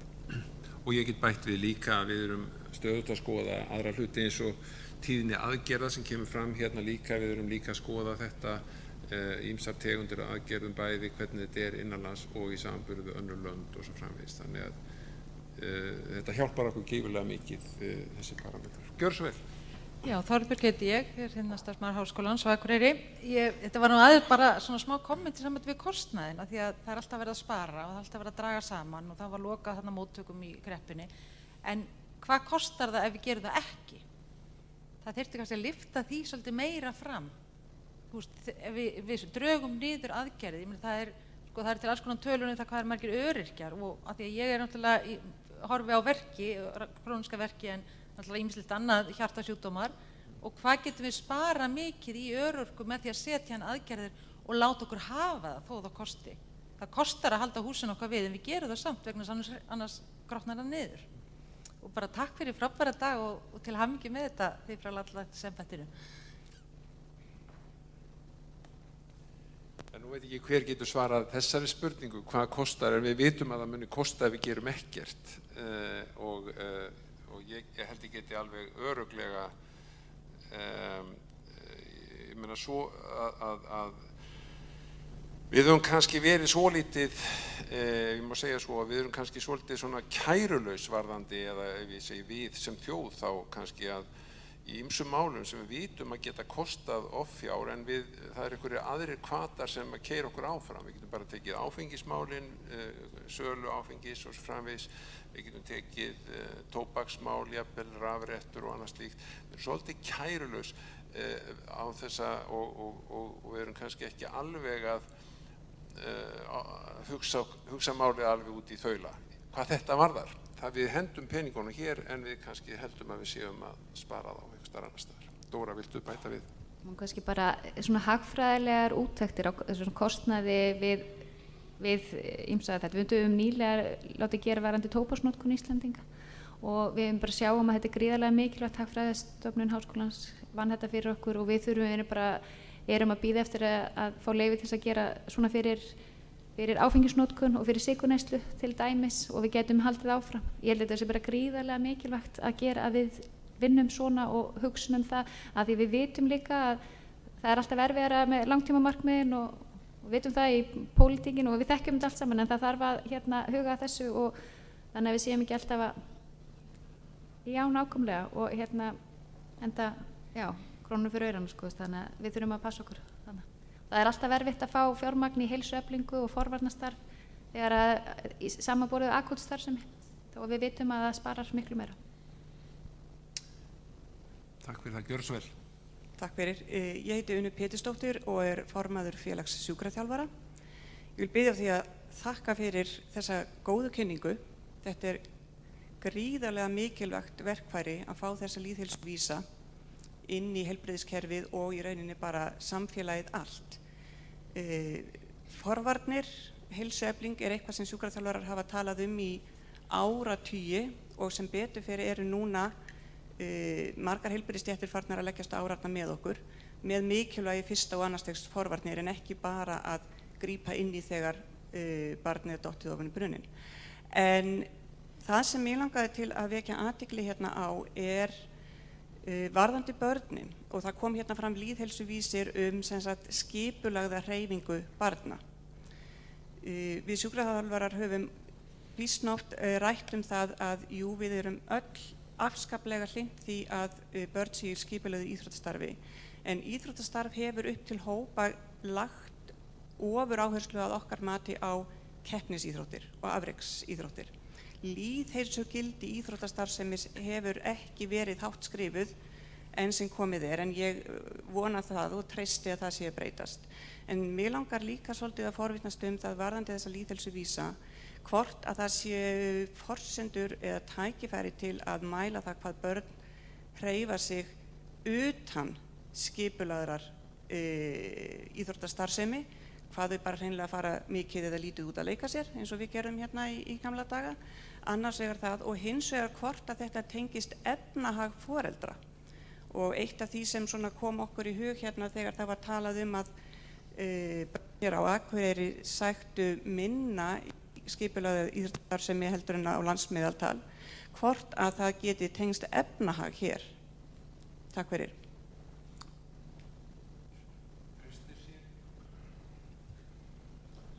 Sko, við höfum reynt varandi og bara takk kærlega fyrir áhugaverð og góð orð. Sko það er erfitt að mæla hreyfingu og það ég held bara að við getum verið sammála það í þessum hópi að finna mælikvarða í hreyfingu er stór áskorun og þess vegna erum við að reyna að finna við myndum helst vilja reyna að mæla hverjir hvað börn ná að hreyfa sig 60 mínútur. Það er einmitt, við erum að leggja áherslu á þessa almennu hreyfingu. En þetta gefur einhverja vísbendingu. Það er náttúrulega forvarnarstarfið, íþróttirnar hafa líka verið forvarnir fyrir áfengis og allar sérstaklega áfengisnotkun. Þannig að það hefur verið þannig í lýðheilsustarfi haft en varðandi hreyfinguna þá bara þetta, við myndum gjarnan vilja geta mælt hvað börnin eru að hreyfa sig mikið en það þyrfti líka, það hefur helst í þessum rannsóknum sem að nágrannasveitastjórinn ykkar Kristján Þór var nú í doktorsverkefnum sínu að skoða það sem að eru náttúrulega bara settar einhverju klukkur á börnum til þess að meta þetta hvað þau eru að hreyfa sig mikið og það er í rauninni bara kannski þannig sem við getum virkilega mælt þetta, það er verið að gera en við höfum ekki náð þeim mælikvörðum þarna inn en þetta er gríðarlega mikilvægt og eitthvað sem að við er í þróun, hvernig við getum mælt þetta frekar. En það sem við leggjum áherslu í lýðheilsunni og heilsueflinlandinu er þessi almenna hreyfingu og fá hreyfingu meira inn í skólastarfið að það sé bara almenn ekki bara íþróttatímar heldur bara hreyfi, útikennsla og allt mögulegt þannig. Ég var búinn að leggja inn eina spurningu það eru 3 búnir að vifta eða veifa út í sal. Mig langar aðeins að byrja ykkur að hugsa það frá heilbrigðisstofnun, frá háskólanum og frá sveitafélaginu svolítið það hvernig vegna þess að það var svolítið kallað eftir samvinnu og þetta er gífurlega mikilvæg þessi samvinna. Þið eru með svolítið svona einstaka möguleika þar sem þið hafið háskólan með ykkur líka. Ég veit að sjúkrahúsið á Akureyri vill verða háskólasjúkrahús og bara af hennu góða. En aðeins að hugsa hvernig þið lítið á ykkar samvinnu í þessu sambandi svona til þess að koma áframhaldandi góðu til leiðar. Og svo ætlum ég að fara með hátalarann eða mikrofónin út. Býtu nú við, þú varst búinn að byrja? Nei, hver er búinn að? Þú? Já. Takk fyrir góðan fund. Pétur Mokk heiti ég, yfirsálfræðingur á HSN. Mín spurning eða vangavelta snýr að mældri lyfjanotkun og kannski helst þá mínu sviði sem eru geðraskannar. Það kemur fram í birtum lýðheilsuvísum að þunglyndislyfjanotkun er mikil og hún er yfir landsmeðaltali hér hjá okkur á Norðurlandi. Svo veit ég að við notum líka mikið bæði af kvíðastillandi lyfjum og svefnlyfjum og mér langar að spyrja þess að fá vangaveltu þá frá ykkur sem að komi frá landlæknisembættinu hvort að það er von á einhverjum leiðbeiningum til okkar þegar í dæmum sem þessum þar sem við sjáum í raunverulega að lyfjanotkun er fram úr því sem að þeirri sjúkdómabyrði sem að má vænta. Það er að segja að við erum jafnvel með hærra hlutfall á lyfjum heldur en er líklegt að séu glími við viðkomandi sjúkdóm. Ef við horfum til nú vantar mig orðið ég er að hugsa sjúkdómabyrðina, hlutfall þunglyndra til að mynda annars vegar og svo hins vegar allir svo hópur sem er á þunglyndislyfjum. Það falli ekki á mig að reyna aðeins að svara þessu eða hvað segir þið? Nei, það er bara þannig að við fyrsta lagi þá lítum við á það sem okkar hlutverk að sýna svona hvernig ástandið er á hinum ýmsu sviðum, þar með talið lyfjamálum og við erum bara með lítinn hluta af því Í öðru lagi og raunverulega tala það í heilbrigðisþjónustunni að svona er þetta gott eða er þetta slæmt og ég er alveg viss það að einhverju leyti þá erum við ekki alveg til fyrirmyndar á þessu sviði ef við berum okkur saman við nágrannalöndin. Næsta strik hjá okkur er að fylgjast með hreinlega ávísana sem eftirlitsaðili ávísanamynstri lækna og ef það er einhvers staðar út úr myndinni sem er mjög sjaldan því miður eða sem betur fyrir, það er ekki aðal ástæðan fyrir sem við fylgjumst með því og við gefum ráðleggingar þegar við sjáum að það er út úr myndinni. Í þriðja lagi þá er bara að hafa málþing og umræður með fólk það að benda á vandamálið og þannig að þetta er svona vinnulag sem við höfum á embættinu, en það svona erfitt fyrir okkur á öllum sviðum að gefa út klíníska leiðbeiningar nákvæmlega hvað við eigum að gera og hvað við eigum ekki að gera. Við leggjum þá ábyrgð svolítið á veitendur heilbrigðisþjónustunnar að hafa þetta í góðu lagi og fylgjast raunverulega með sjálfum sér líka. Hvað erum við að gera? Það geta allar heilbrigðisstofnanir gert, sérstaklega á lyfjasviðinu vegna þess að læknar og aðrir þeir geta fylgst með sínu ávísunarmunstri og annarra og neyslu sjúklinga sinna á þessum lyfjagagnagrunni sem embættið hefur. Svo að verkfærin eru til, en við þurfum að hugsa málið og sýna stöðuna eins og hún er. Svarar þetta nokkurn veginn?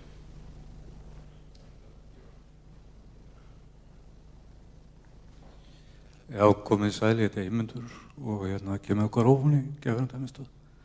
Bara takk fyrir allt og ég sammála með, við erum alltaf að taka afleiðingum og kostar miklu meira og við erum í góðu samstarfi í háskólan líka.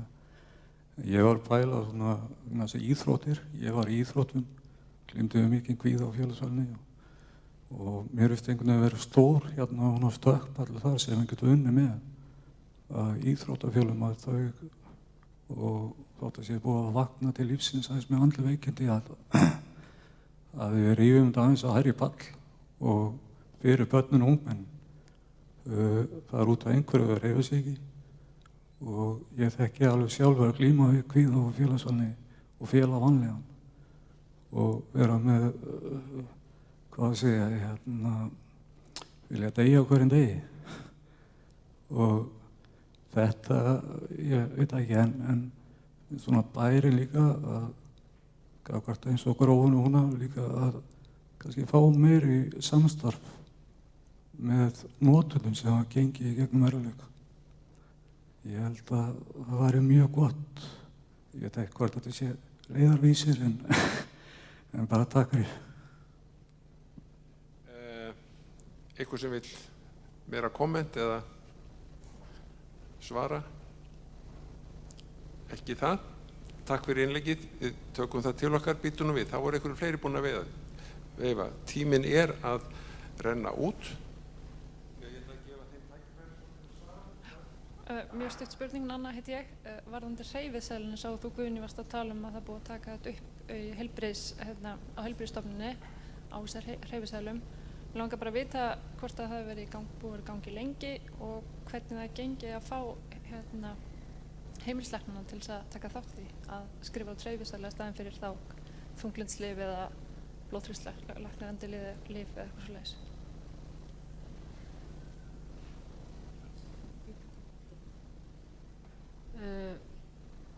Já, ég svo sem ekki með tölur yfir það. Þessu margir hafa nýtt sér hreyfiseðluna en þeir eru komnir alls staðar. En Ósk Jórunn getur kannski sagt okkur meira það, hún er hreyfistjóri á Hakinu til dæmis. En það nú komið, það er áhuga á þessu og það er líka komið til tals að Akureyri ekki hægt að vísa börnum til hreyfistjóra. Mér finnst það vera eitthvað sem við ættum að skoða hjá okkur. En Ósk, vilt þú bæta einhverju við hvernig finnst þér þetta ganga hérna á heilsugæslunni? Þetta hefur náttúrulega bara eins og aðra nýjungra tekið tíma sem að koma inn en er alltaf vaxandi og eins og staðan er í dag að þá hugsa ég sé með svona kringum 100 manns hverju sinni sem eru virkir í hreyfiseðlunum hér á Akureyri og Dalvík, ég sinni Dalvík líka og það er náttúrulega mismunandi eftir læknum hversu mikið þeir nýta þetta, sumir vísa mjög mörgum í hreyfiseðla og meðan aðrir nota þetta minna, bara eins og öll önnur úrræði held ég. En hvað börnin varðar, þá hef ég alveg fengið börnin í hreyfiseðl og þá er það bara skilir að foreldri eða foreldrar fylgi með. En það hefur svona svolítið verið rætt hvort það sé hægt að svo hugmynd að hafa svona bara fjölskylduseðil hreinlega. Það sem að væri af því í rauninni teki ekki við börnum sem eru yngri en 18 ára af því þau eru jú ekki sjálfráða, ekki nú foreldrar fylgi með. En það hefur alveg,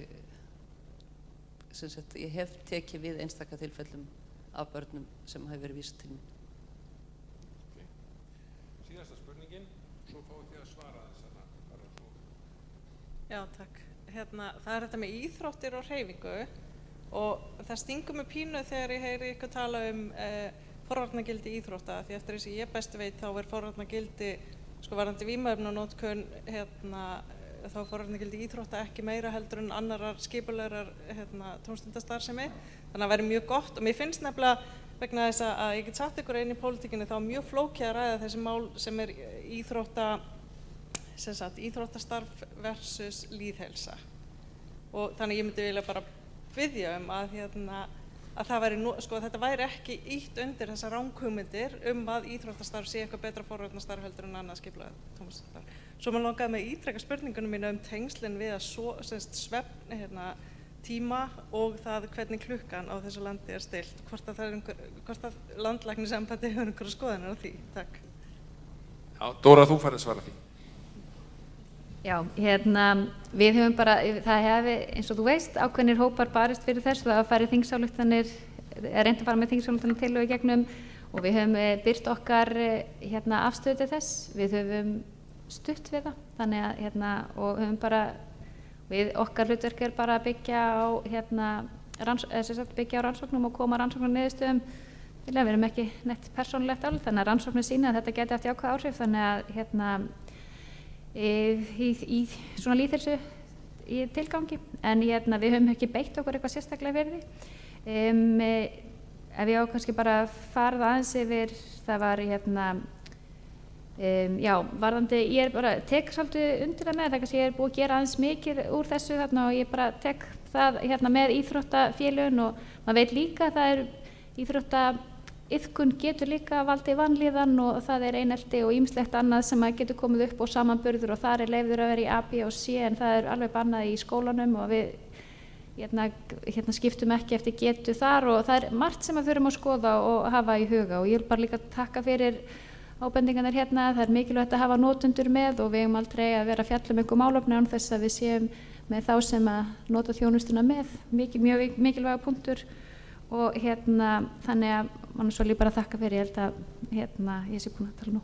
Já, heyrðu, nú ætlum ég bara biðjast afsökunar því að ég ætla að gefa ykkur, það segja Kristín fer að byrja og þú varst með einhverja komment en líka mín spurning, svo þið adressið hana, þið fáið 1 mínútu til þess hvort. Ok, bara rétt til að bregðast við fyrirspurninni varðandi mælingar á íþróttaiðkun, þá veit ég að rannsóknargreining spyr út í þetta, ekki bara skipulega starfsemi heldur hversu mikið börnin að hreyfa sig, þannig að það á að vera hægt að sjá það.